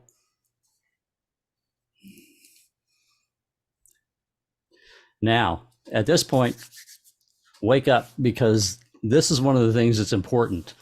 This is one of the choices that makes it, that everything else that we've been doing so far is like overall quality and file size and how easy or hard it is to work on. The next things I'm getting to here, these are the things that determine what's it look like. So this is important. The other stuff is all just technical levels of quality and file size. Here's where we reach the point where the choices you make have a big difference in what's it look like to people. And that's probably the stuff that matters the most. So you'll find something in there, they'll call it picture profile. They'll call it film simulation, whatever. This is, if you're not shooting, raw, and even if you are, in some cases, you're still picking this. This says, what's it actually look like, on the screen? This is the same thing when you have a camera and you're shooting stills. You have those profiles in your camera that that look different. You've got the natural, the portrait, the vivid, the neutral, all these different choices that you have that give an overall look to your image before you ever even process it in Lightroom or Photoshop. Those are your profiles. Those profiles carry over to video as well. So when you think of that vivid profile that gives you, the super colorful, super saturated flowers and foliage and the deep blue skies and everything, you pick that, you're doing the same thing to your video footage. And it's kind of like when you shoot a JPEG, when that's locked in, you only have X amount of leeway to fix it if you don't like it on the back end. So this is important to pick a profile, and every manufacturer, every make model is going to have different ones. You can pick black and white, you can pick sepia, you can pick ones that are portrait, that are optimized for skin tones, et cetera, et cetera. All those same film simulations or profiles, or whatever your camera manufacturer calls them, carry over to video. And with most cameras, mirrorless, DSLR, and now even in some cases the action cameras, and the drones, it's carrying over into those too. You have another option that you don't have for still photos, and it's called log, L-O-G. And you will see, you'll never just see it called log in your camera, because every camera manufacturer has their own variations that their engineers come up with, different log profiles. So they usually use the first initial of whatever your make of camera is. If you shoot Canon, you have clog files. If you shoot Sony, you have slog files. If you shoot Fuji, you have flog files. And they may have multiple variations. In Sony, I think you've got slog, slog 2, slog 3. In Fujifilm, you have flog and flog 2. I don't know how many there are in Canon, but you have multiple log profiles to choose from. What a log profile is it is specifically made to capture the most dynamic range, to get the most, to be able to capture the most detail and highlights and save your highlights from blowing out. Kind of like if you shoot a raw file. If you've ever looked at a raw file, with a flat profile attached to it, they look very flat, low contrast, very dull. That's exactly what log video looks like when you record it. It is the ugliest, most dull, flat, colorless footage you can imagine.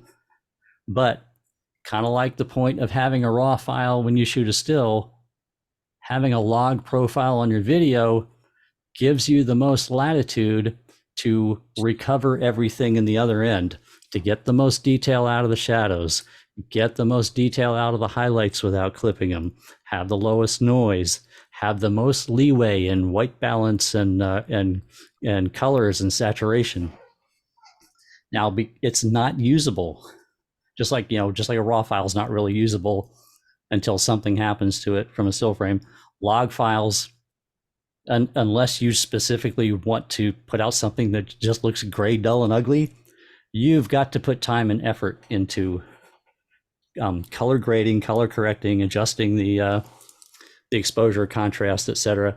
You've got a lot of work ahead of you on the back end if you shoot in log, but it gives you the most leeway as far as what's going to happen with your final product.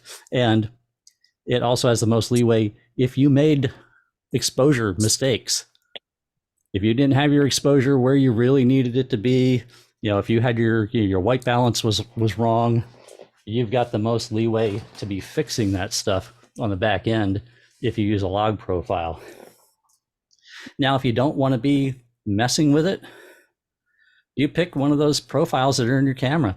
You pick standard, you pick landscape, you pick portrait, you pick whatever, and it's just like, it's almost like getting a JPEG out of your camera.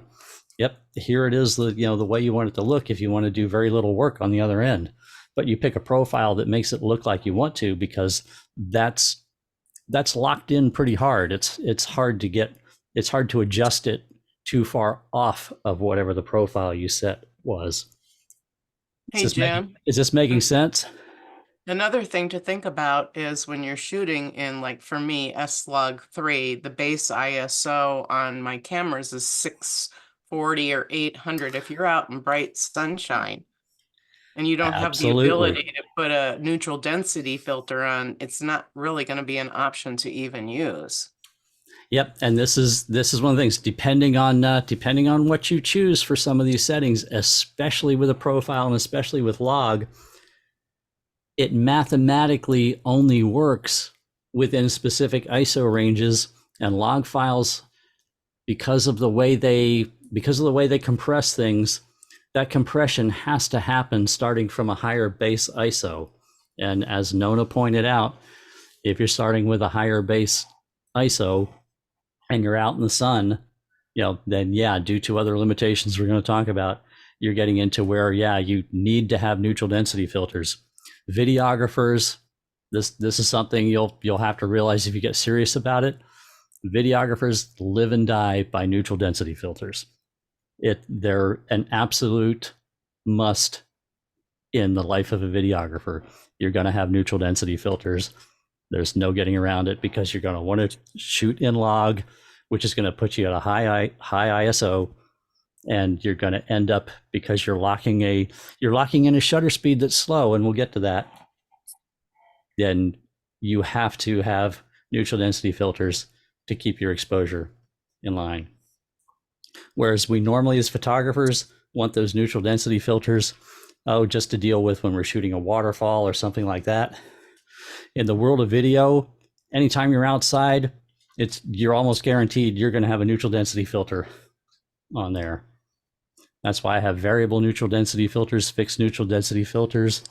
I have, for my pocket video cameras, magnetic neutral density filters in sets that snap on. I have, for my drones, magnetic neutral density filters that snap on the lenses on the drones for shooting video from them. Neutral density filters are the life of a videographer. If you're going to shoot log, especially. If you shoot in your other profiles, you can go to some lower ISOs. But here's the thing. Some of those other options we were talking about, some of those bit rates and bit depths and things like that, because of what has to be done mathematically to accommodate those, they will also drive your base ISO up. You'll never be able in video to shoot in ISOs as low as you can shoot in still photography. You're going to be at higher ISOs. And you'll find you'll turn it down, and your camera will stop when you get to the minimum based on what settings you've chosen. So we got that. Profile is the look on the, and I actually have, I'm going to bring it up and show you about profiles. We're going to jump back to that, and I'll let you actually see on screen what that footage. I actually just went in my front yard today and shot some footage and shot it in log and profiles. Here's the other thing with log, because it's camera manufacturer specific as to how that log file is created, you need to have the camera manufacturer specific LUT. They use LUTs. You have to apply a LUT to it, and your camera manufacturer will provide you with a series of LUTs that you have to download and use in your editor to bring a log file back into usable condition. So like I went out today and shot in log format, and Fuji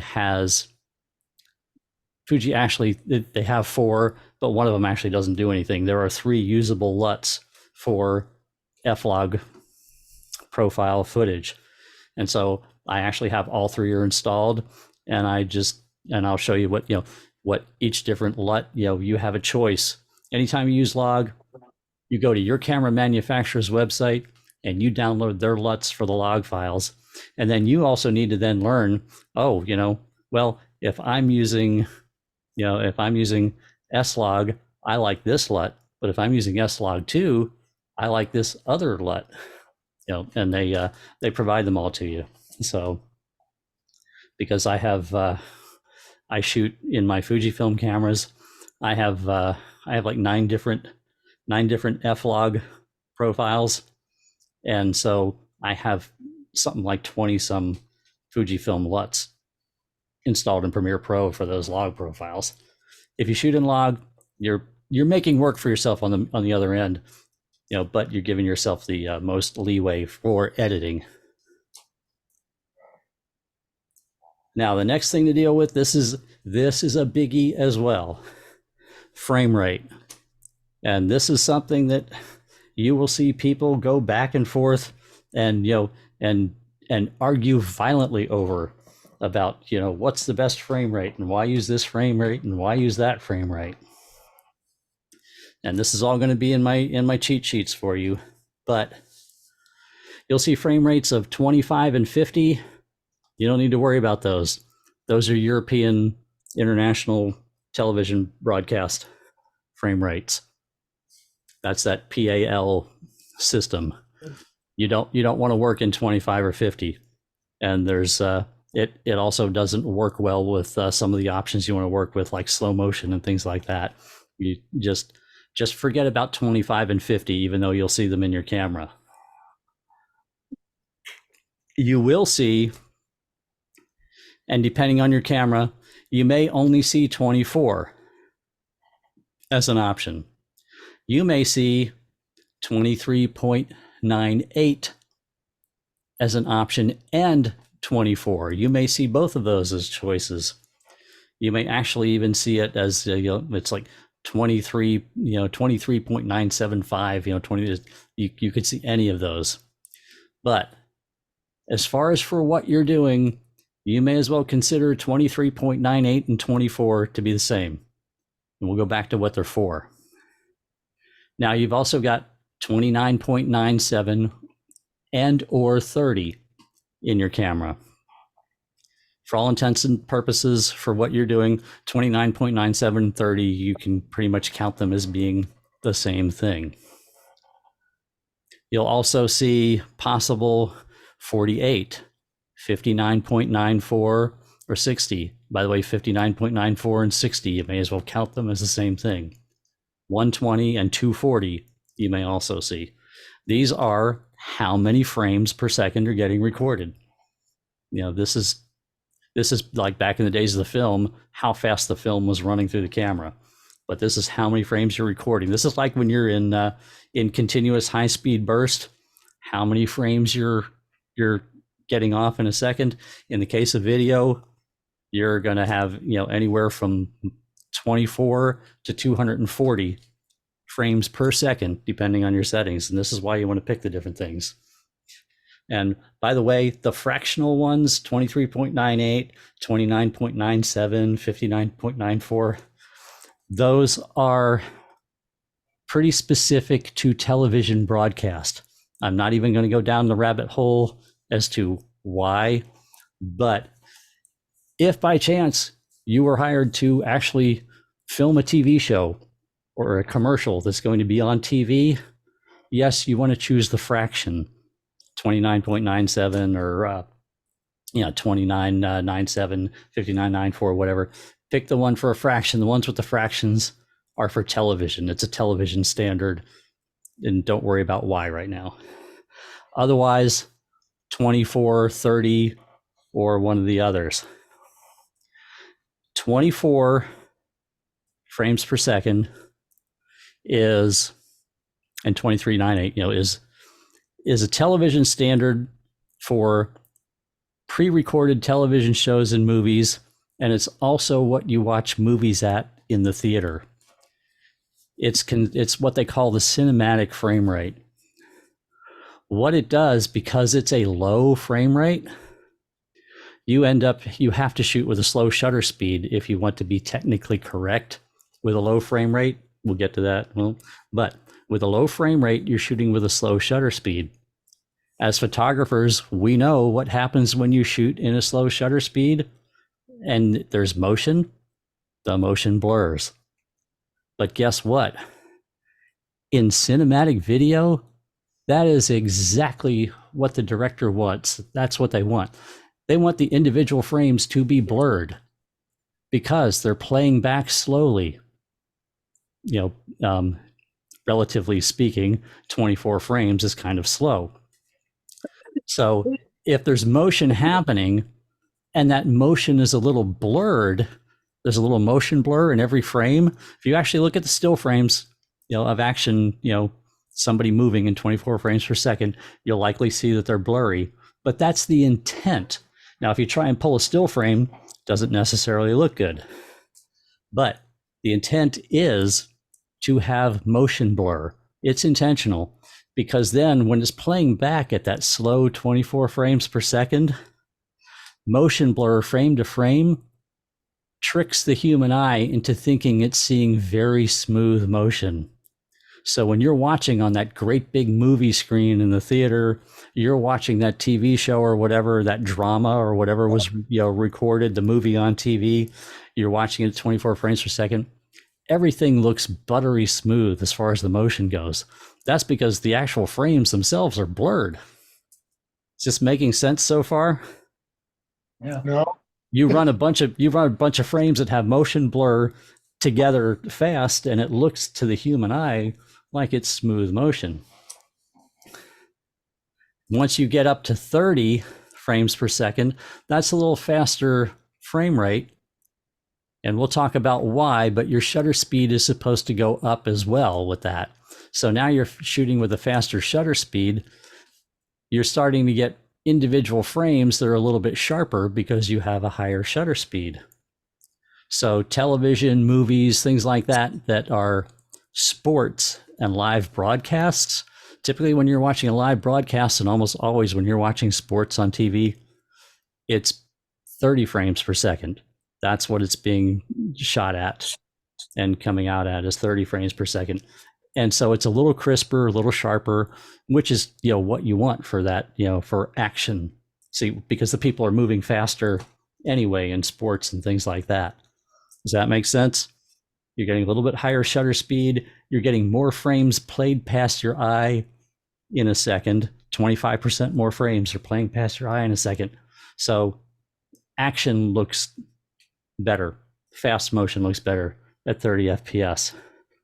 Now, well, the one thing that I noticed, Jim, was you had your 24 frames per second and the 30, but the 25 I didn't understand. I mean, that's European TV median or something. If you're recording something for European or international television, they use 25 and 50. Okay. Okay, that's what that's for. Not all of the world lives over here in the Northern Hemisphere. Not all of the world, is making videos for United States television. Okay, well, they seem to. Now, here's the thing. Here's the next thing related to that. Anything you watch online, streaming video, you're watching Netflix on your computer, you're watching YouTube, you're watching somebody's movie on Facebook, whatever. when it is playing back to you, no matter what anybody shot it at, when it's playing back to you, it's playing back at 30 frames per second. That's the standard in streaming video.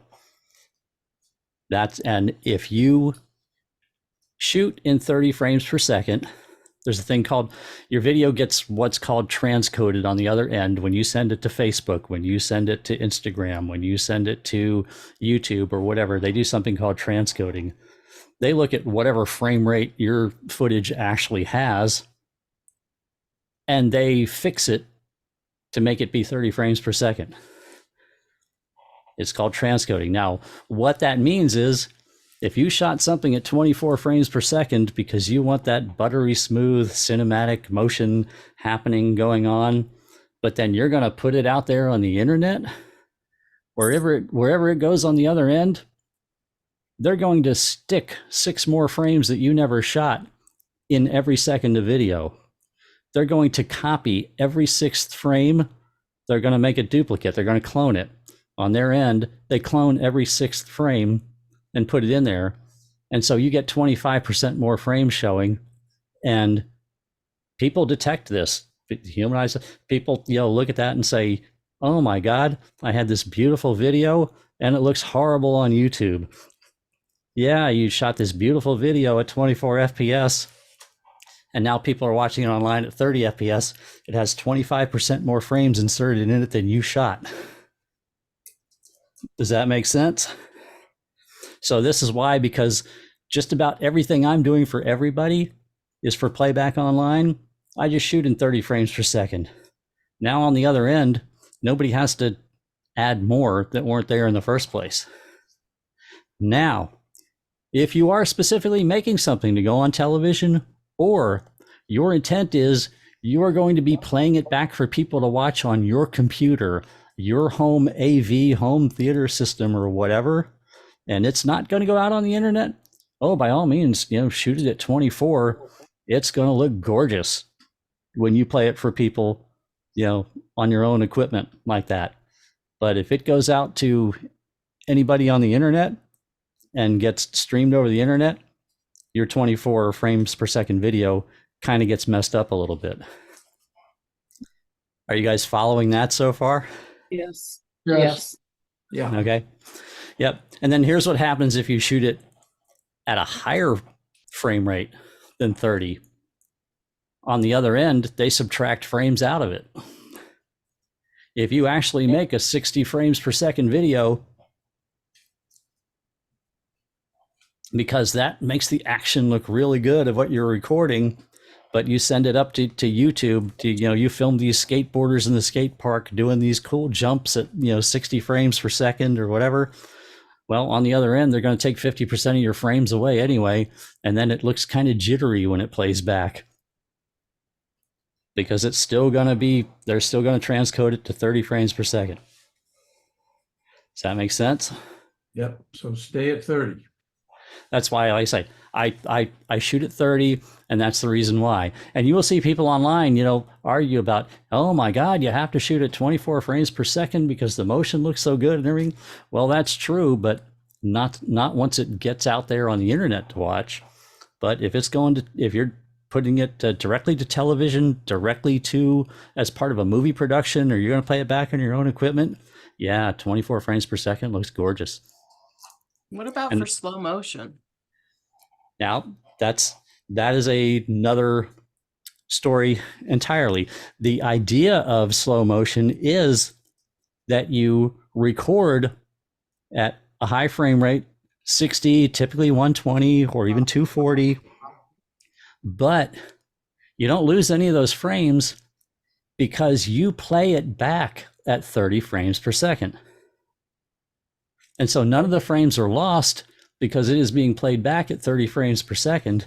But if you shot 60 frames per second and you play them back at 30 frames per second, you basically have half speed video. Everything slows down by 50%. If you shoot 120 FPS, it gets played back at 30 frames per second, then you have what they call 4x slow motion. You'll even see that in your settings. You can go directly in, your phone or this and that, and pick 4x slow motion. It's gonna record it at 120 and play it back at 30. No frames get lost anywhere because all your frames get played. It just at 120 FPS, it just takes 4 times longer for them to play through. That's why it's slow motion. If you record 5 seconds of video at 120 FPS and then play it back at 30 FPS, your 5 seconds of video becomes 20 seconds of video. And that's the slow motion. Does that make sense? Mhm. Now, sometimes, like I say, you'll see you have this option. If you're going to edit things yourself, you can just say, you just pick your frame rate of 60, 120, 240, whatever. And then what it's going to play back when you go back and edit it and say it's going to be a 30 frames per second final product. Now, your cameras have an option within them that just says, that's just dedicated for slow motion. You'll see 4x, 5x, 8x in your camera. What that does is it records it at 120, 240, and it tags the file, and it basically lies in the properties of the file.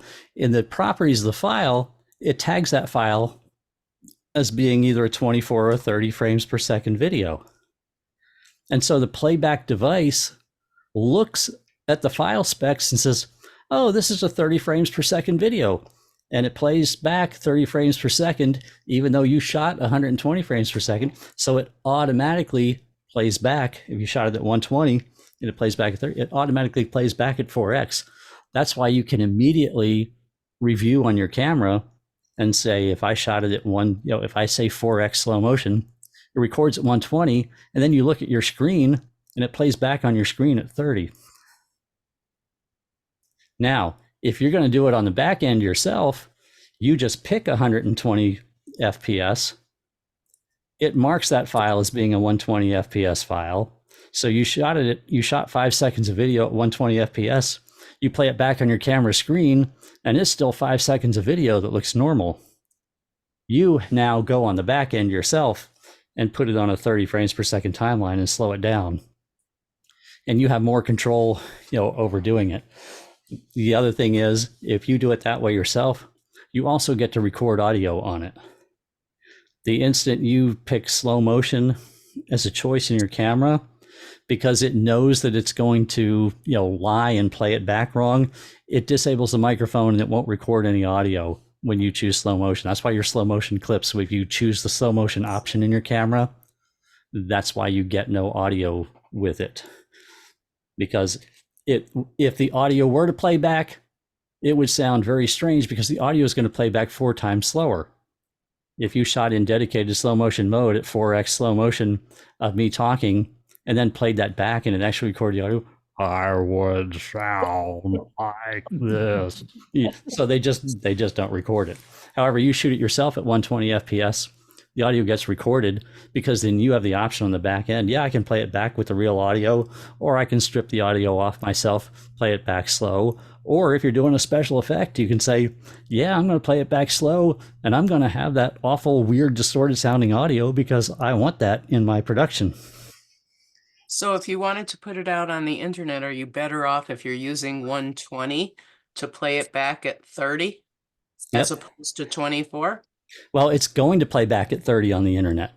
So you should process it at 30 then. Yeah, if you're putting anything out on the internet, your timeline should be a 30 FPS timeline. Now, here's the thing. If you see in your camera, if you happen to see 5x as an option for slow motion, then what it does, it still shoots it at 120, but do the math. 120 divided by 5 is effectively 24 frames per second. So that's what it does. It then tags it as a 24 FPS video clip, shoots it at 120. And so then it's playing 5 times slower on the playback, because the playback device looks at the file and is being told, oh, this is a 24 FPS, video. So on the back of your camera screen on your computer at home, yeah, it's playing back 5 times slower than you recorded it. Now you send that up to YouTube or whatever, and they're still going to do the same thing. They're going to put 25% more frames in that were never there. They're going to clone, every sixth frame and add it in. And some people visually can detect that when they see that. But this is this is important, picking your frame rate, because here's the other thing you have to remember: when you're putting something on a timeline, when you're editing a video, your final video, everything that goes in that video comes out when you're done. When your final movie is done, it all comes out at one frame rate that you pick when you edit it. Now, you can shoot a bunch of mixed frame rates from different cameras or even from one camera or whatever, and make them all end up being the same thing when you edit the movie. But here's the thing: if you are recording sound, especially people talking, that the audio track has to match their lips moving, or other things in a scene are making noise, birds, animals, cars, bikes, whatever, motorcycle driving by. If the audio has to match the video, then any clip you record with audio that has to stay in has to be filmed in advance at the frame rate that your final production is going to be. Because if you have 60 frames per second audio that matches somebody's lips moving at 60 frames per second, and then you put it on a 30 FPS timeline, it's screwed. It's unsynced. The audio no longer matches their lips. You see what I'm saying? So if you're going to put something out on YouTube or the internet or wherever, and it's going to be a 30 FPS, production in the end, remember that anytime you're recording clips that need audio to match, they've got to be recorded at 30 frames per second. Nothing else. That's very important to remember. If the audio doesn't matter, if you're just putting music behind things, mix and match, all you want, knowing what you're going to do on the back end.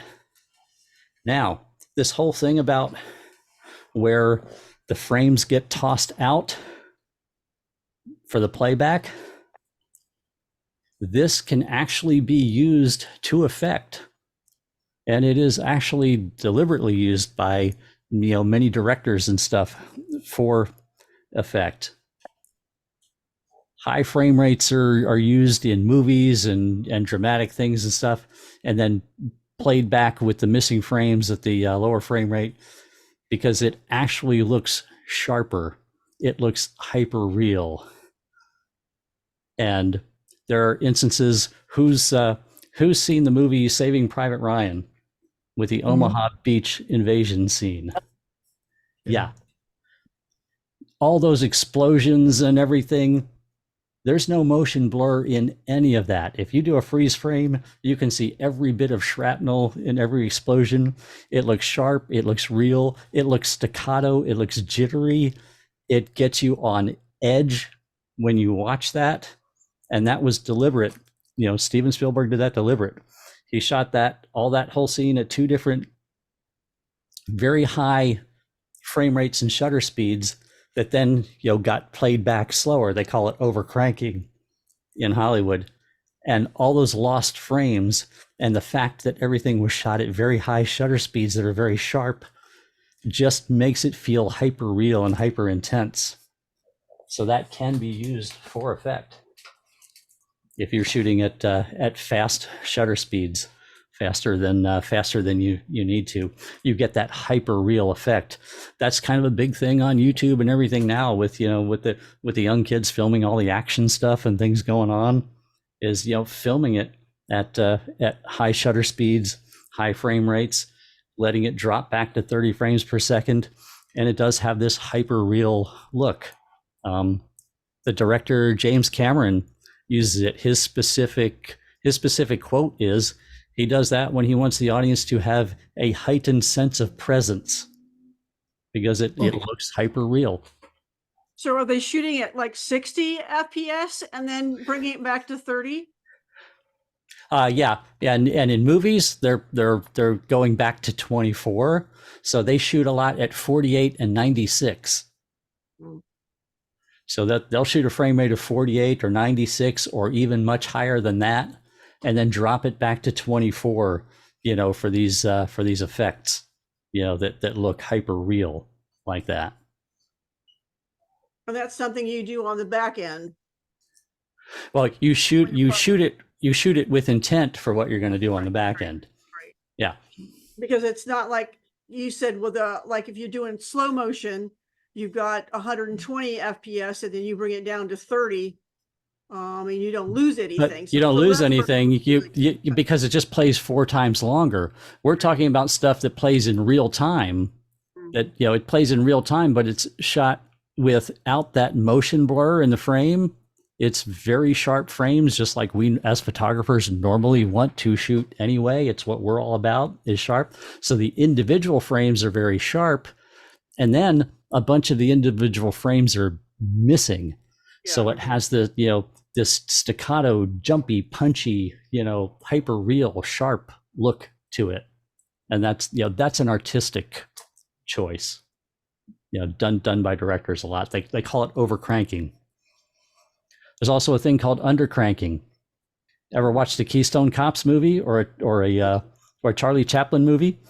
Yeah. Yeah, undercranking. You notice how they look like they're speeded up? They're speeded up and jerky looking. Those were actually shot at like 15 and 16 frames per second and then played back at 24 frames per second. And the only reason they did that was not for that comedic effect. It helped, but because back then film was really expensive and every frame cost money. And so it was much cheaper to only put 15 frames of film through a camera per second. It costs a lot more money to put 24 frames of film through the camera per second. So it was a budget thing back in the early days of the silent movies. Yeah, you'll hear a phrase bandied about in video called shutter angle. And that actually goes back to the old cinema cameras that had a rotary shutter in them. But basically what it means is if you want smooth motion, there's a rule. And the rule is whatever your frame rate is, you make your shutter speed double. So if you're shooting at 24 FPS, you have a 1/48th of a second shutter speed. If you're shooting at 30 FPS, you want a 1/60th of a second shutter speed. This is for smooth motion. Because it's a slow shutter speed, it's going to give you blur in your frames. And that's why I know you're thinking this as a still photographer. Oh my God, I'm shooting at only 1/60th of a second and I'm shooting action. It's going to be blurry. That's the point.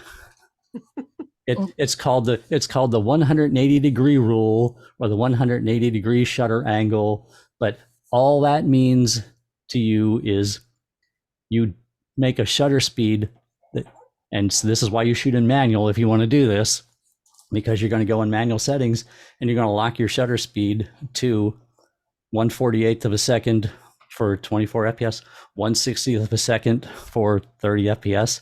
Now, if you're dealing with exposure issues, whatever, and you need higher shutter speeds, well then, yeah, you can go to those higher frame rates, and know at the expense, they're going to get thrown out after the fact. You can shoot at 60 FPS. That will get you up to a 1/20th of a second shutter speed. You shoot at 120 FPS, you can get a 2/40th of a second shutter speed. And you're still going to have smooth motion, but you're keeping your exposure in line if you want to shoot with open apertures. And remember, in video, you're stuck with higher ISO values. And this is why, if you're locking yourself into a 1/60th of a second shutter speed outside in the daylight, this is what Nona was talking about. This is where you need the ND filters, because you're shooting with a slow shutter speed, so lots of light is coming into your camera, and you want to have a nice wide open aperture to make your background have nice bokeh and this and that. You're trying to shoot at f4, f2.8, f5.6 at 1/60th of a second with an ISO of like 640 or 800 outside. you know you're going to have an overexposed shot. You've got to put a neutral density filter on it. That's why I was saying before, you live with neutral density filters if you want to do it correct by the book. Otherwise, you can allow your camera you can put yourself an aperture priority, let your camera pick the shutter speed, and it'll pick a high shutter speed, and just know in the end, you're going to have stuff, that looks like really crisp and sharp and is not going to have smooth looking motion in it. Hey, And Jim. there is leeway, where you can do this. I'm not out there all the time worrying about, what neutral density filter I have on. Am I really locked into the 60th of a second?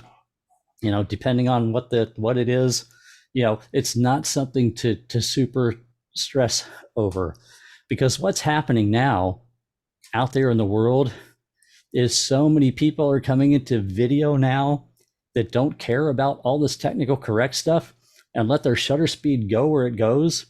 And it is becoming the look on YouTube and social media to not have that cinematic, smooth, buttery smooth motion blur, everything that's considered technically correct. The generation of people watching social media now is getting used to seeing what video looks like with high shutter speeds. Hey, Jim, do you know of anything for like the large lenses, like the 400s and the 600s? If you can't use an ND filter, are they making anything that you can put over the front? Oh, they make ND filters that go over them. They do? They're not screw on. Right. They're sheets that go in a holder in the front. They're not screw on. But No, I'm not talking about the stuff that you stick in the holder. I mean, something like if you have a lens hood on a 600, it's very large. So what would you put over that in order to make it like an ND filter? Because that's what I'm saying. They do have ND filters that will go in holders that will go out there on the end of that lens hood that you can clamp a holder in and put a slide in, square, resin ND filter or glass ND filter. Oh yeah, absolutely. I have another student, and she's got them. Can you let me know and who makes she has the money. She has the money to afford them. Let me know who makes them. Lee is one company. They're not as high quality because they're made of resin. But Lee LEE is a brand that makes them. And I'm trying to off the top of my head, I can't pull up another name. I know Lee because I even have some Lee, rectangular filters. Stingray makes very good stuff. Yeah. Now I don't know if they make the type we're talking about or not. You'd have to look, but Stingray makes. Yeah, if you've got deep pockets, Stingray is a good choice. But yeah, that's the thing. They call that, when you're talking about the ratio of the shutter speed to the frame rate, they call it shutter angle in cinematography, and 180 is the target number. You can't go over 180. 180 is the maximum. That's where you double, where your shutter speed is double the frame rate. And then as you start going with higher and higher shutter speeds compared to the frame rate, that number reduces. They'll have what they call a 90 degree or a 45 degree shutter angle. That's what, if you talk to a director, like when Spielberg talks about doing the Omaha beach scene in Private Ryan, he doesn't say what the frame rates and shutter speeds are. He says, we used a 45 degree and a 90 degree shutter angle. That's how cinematographers, that's their jargon. But that's, if you see shutter angle, that's what it means. It's the ratio of what shutter speed you're using to what frame rate. And 180 is, considered the cinematic target for smooth motion blur, which is shutter speed is double the frame rate. 30 frames per second, 1/60th of a second shutter speed. And you just have to do what you do on the other end with neutral density filters and ISO and your aperture to keep that shutter speed locked at that without blowing out your exposure. And when I say ISO, that's your choice. And, but you're going to be locked within a range depending on the other things that you choose. And then everything else as a photographer that is still your choice. You're going to choose the aperture. You're going to choose the metering mode. You're going to choose the white balance. You're going to choose whether you're doing image stabilization or not. You're going to choose whether you're manually focusing or auto focusing or face focusing or bird focusing or, what focus tracking method, EV compensation, et cetera, those all carry over into what your video exposure is, but you already know all those things as a photographer. There's nothing different about those with respect to video. So I'm going to screen share.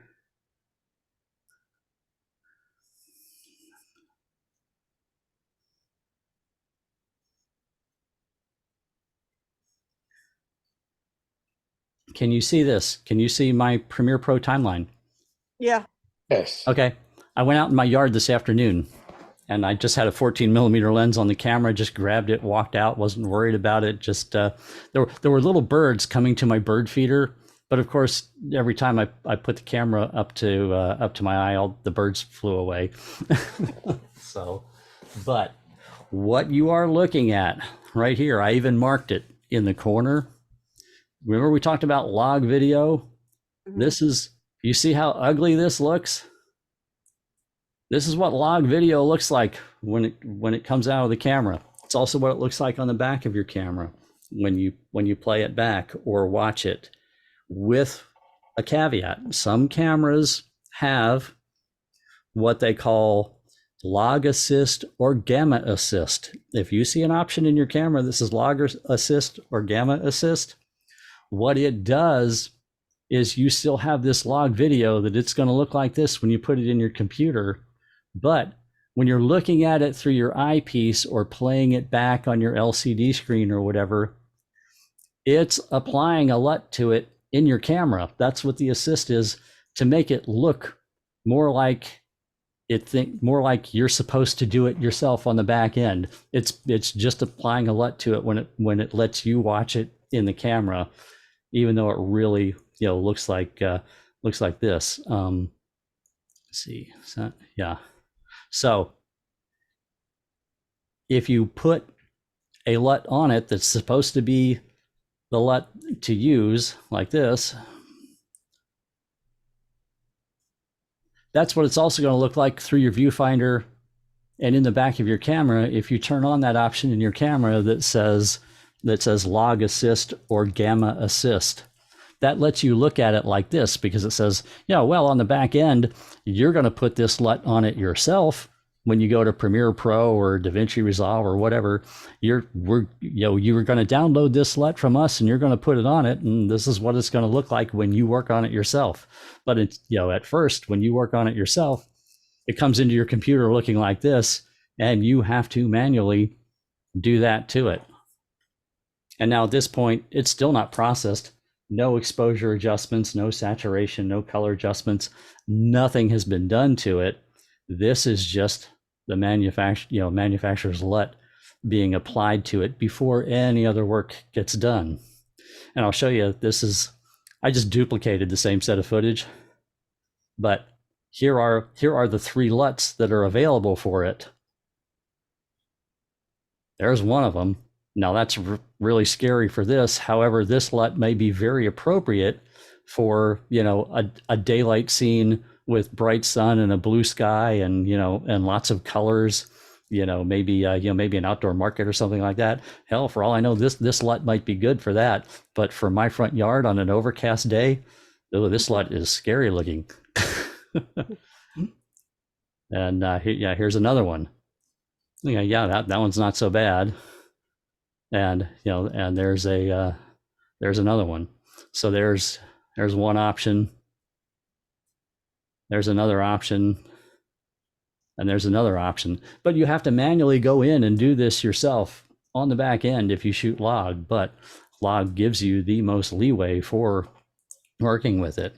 So as I said, this is still an unprocessed file. I'm going to bring this over. You recognize these sliders? These are, pretty much what you have in Lightroom. So these are the exposure adjustments, and you see this is straight out of camera, nothing's happened to it. But by applying a LUT, I got it to go from go from that to that before ever doing any of this. In which case, yeah, now you still have to do all this.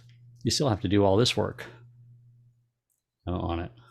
You're gonna tweak and play with all this stuff, just like you normally would on any photo, but you're doing it to your footage. So, and this is, like I say, this is one of the reasons why personally I like the Premiere Pro environment, because you notice how familiar these exposure controls are. This is just like a develop panel out of Lightroom. So there is that's what they call a color graded log, color graded log footage right there. Yeah. So, and now these other sets of footage are not log. These have camera profiles on them, picture profiles, whatever your camera calls them, which means it's basically this is, kind of like when you shoot a JPEG with a still, you automatically get the look. Now, some cameras they'll call it flat, or they'll call it something, or neutral, or something else. And basically what it is, it's designed to have a processed file that looks like a log file. You notice this is a processed file with a profile on it called Eterna, but Eterna is made to look as close as possible to log. It does have, you see, more contrast.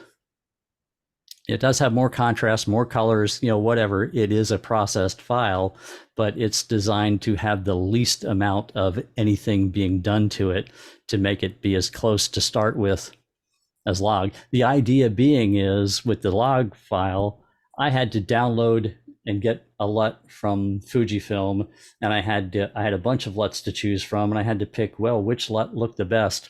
Whereas if I go into Eterna, I can look in the back of the camera and see this and like, yeah, that's kind of a good starting point, where now all I want to do is go in, and just do these adjustments without all that extra work of figuring out what LUT do I want to apply to it. I can now just go straight to this footage and do my exposure and color adjustments, on this, as I might want here. It's designed to be very flat.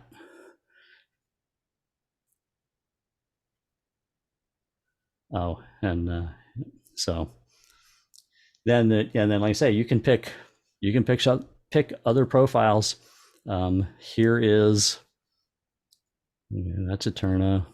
All right, this is just the one. If you have anything in your camera called standard, in Fujifilm it's standard, it's a Provia film simulation. So this is straight out of the camera.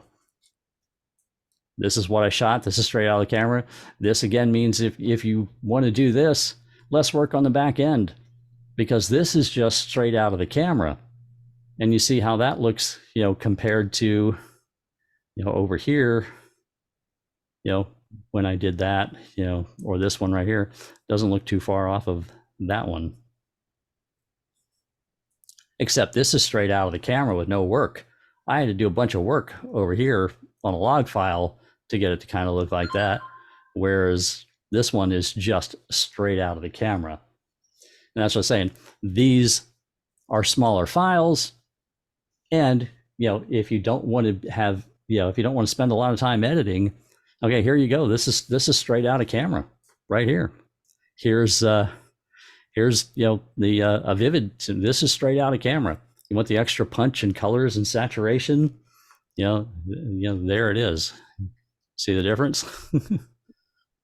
That again is straight out of camera. That's a film simulation.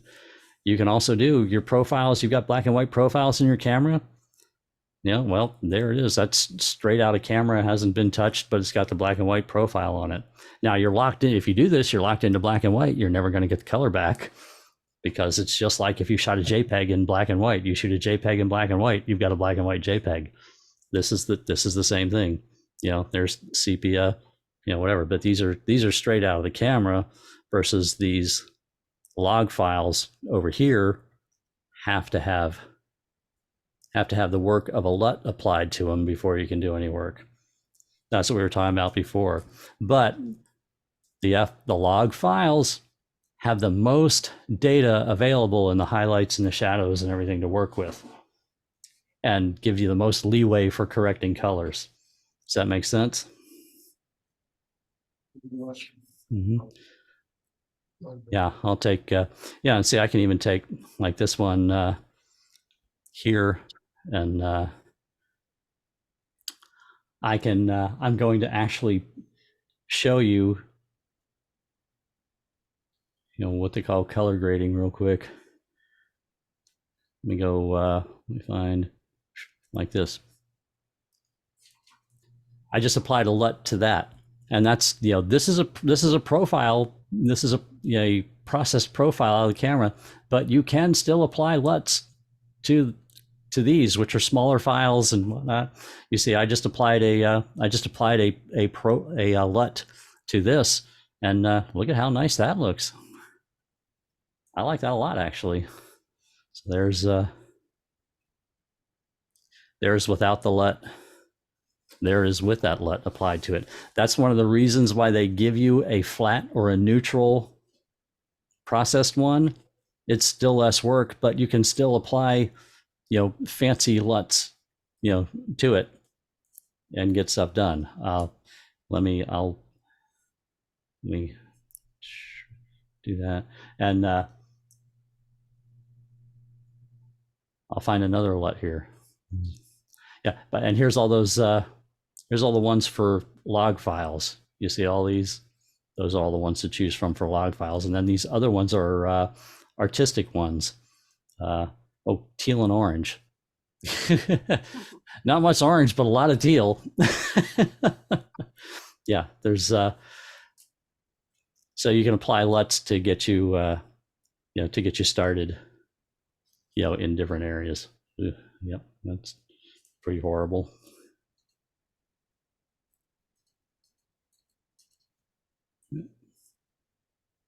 But that's that whole idea of profiles, where you're picking a profile, what you want to do. That's one of the important things, is picking a profile, because that's going to give you your starting point.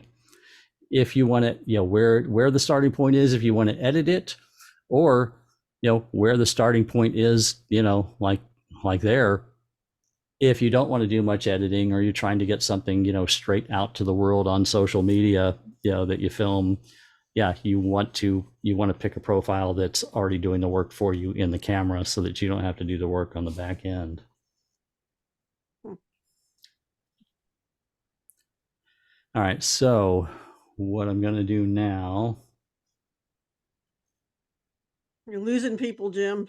Yep, this is the end. This is the end. Here's your cheat sheet. I'm going to post it in the comments or the chat.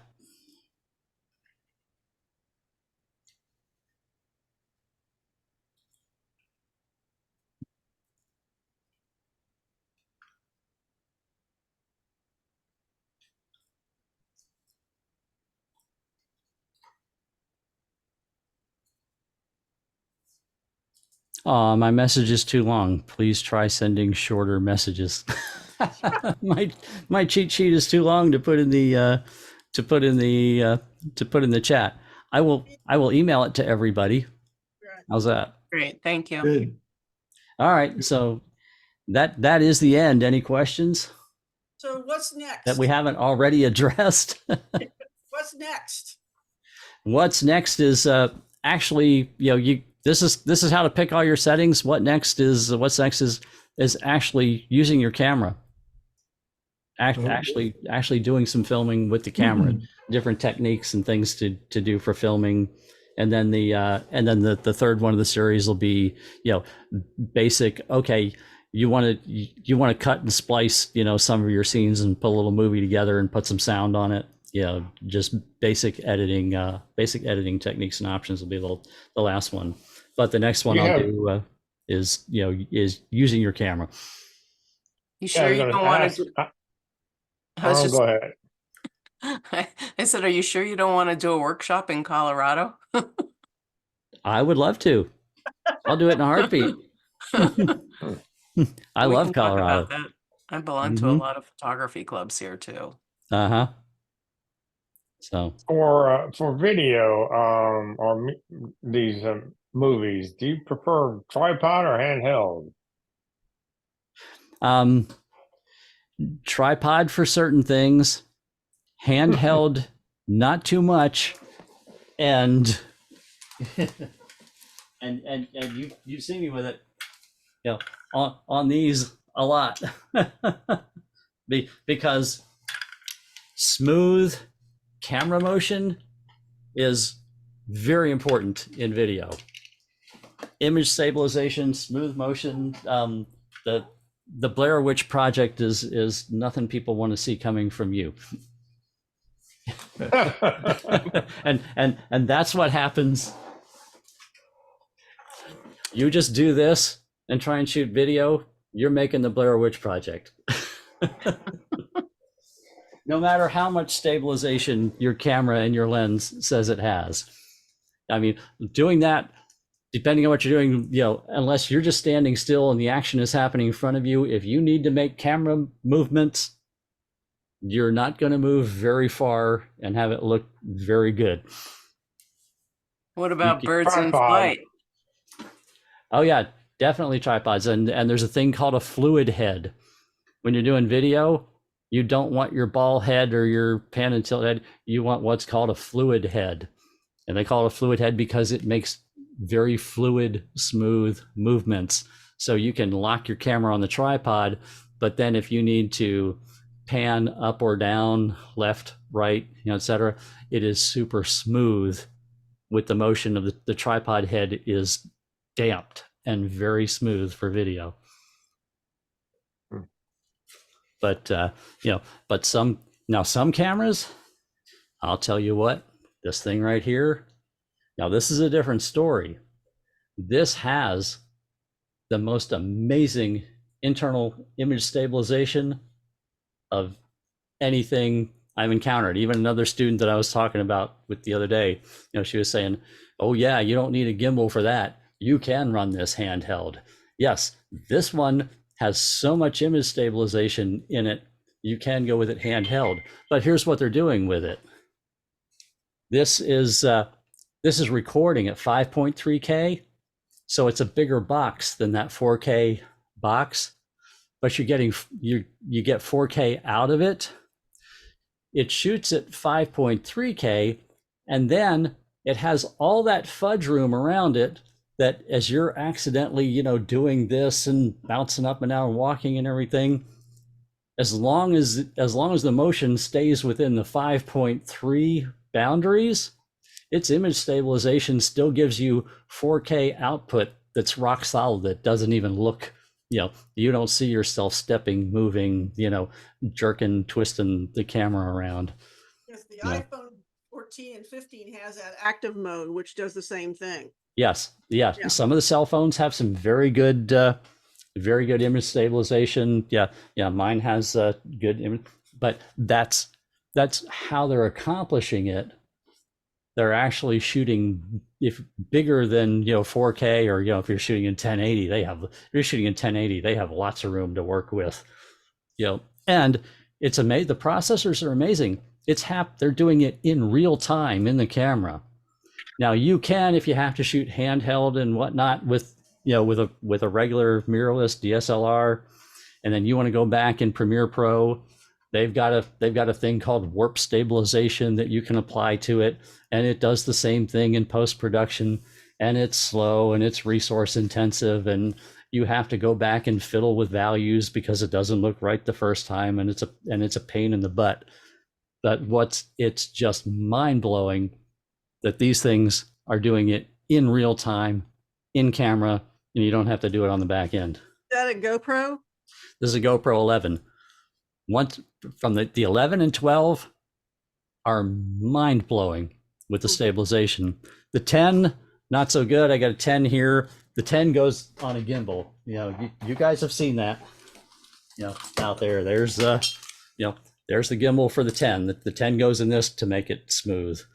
But the 11, 12 doesn't need to be in it. You can, that's your question, Jim. Handheld? Yeah, with like a GoPro 11 or 12, you can run handheld. I love those GoPros. And yeah, the GoPros will do up to 5.3K. So what's your timeline for the next class? Don't know yet. Okay. I got to recover from this one. And it's the holiday. Yeah, it's the holidays. I got to recover from. But yeah, I'm going to say January for sure. Mhm. I have to recover from this one too. I have some side effect. I have numbers coming out And of my the- head. That's what I said. It's alphabet soup. Tonight's menu is alphabet soup. And then did you guys hear Nona then earlier too? She said, "Oh, and in my camera I have this, and this, and it's like, oh my gosh, how many more TLAs are you going to throw at us?" I know, I'm gonna tire you out, Jim, before your next class. So, By the way, do you know what a TLA is? TLA is a 3-letter acronym for a 3-letter acronym. oh.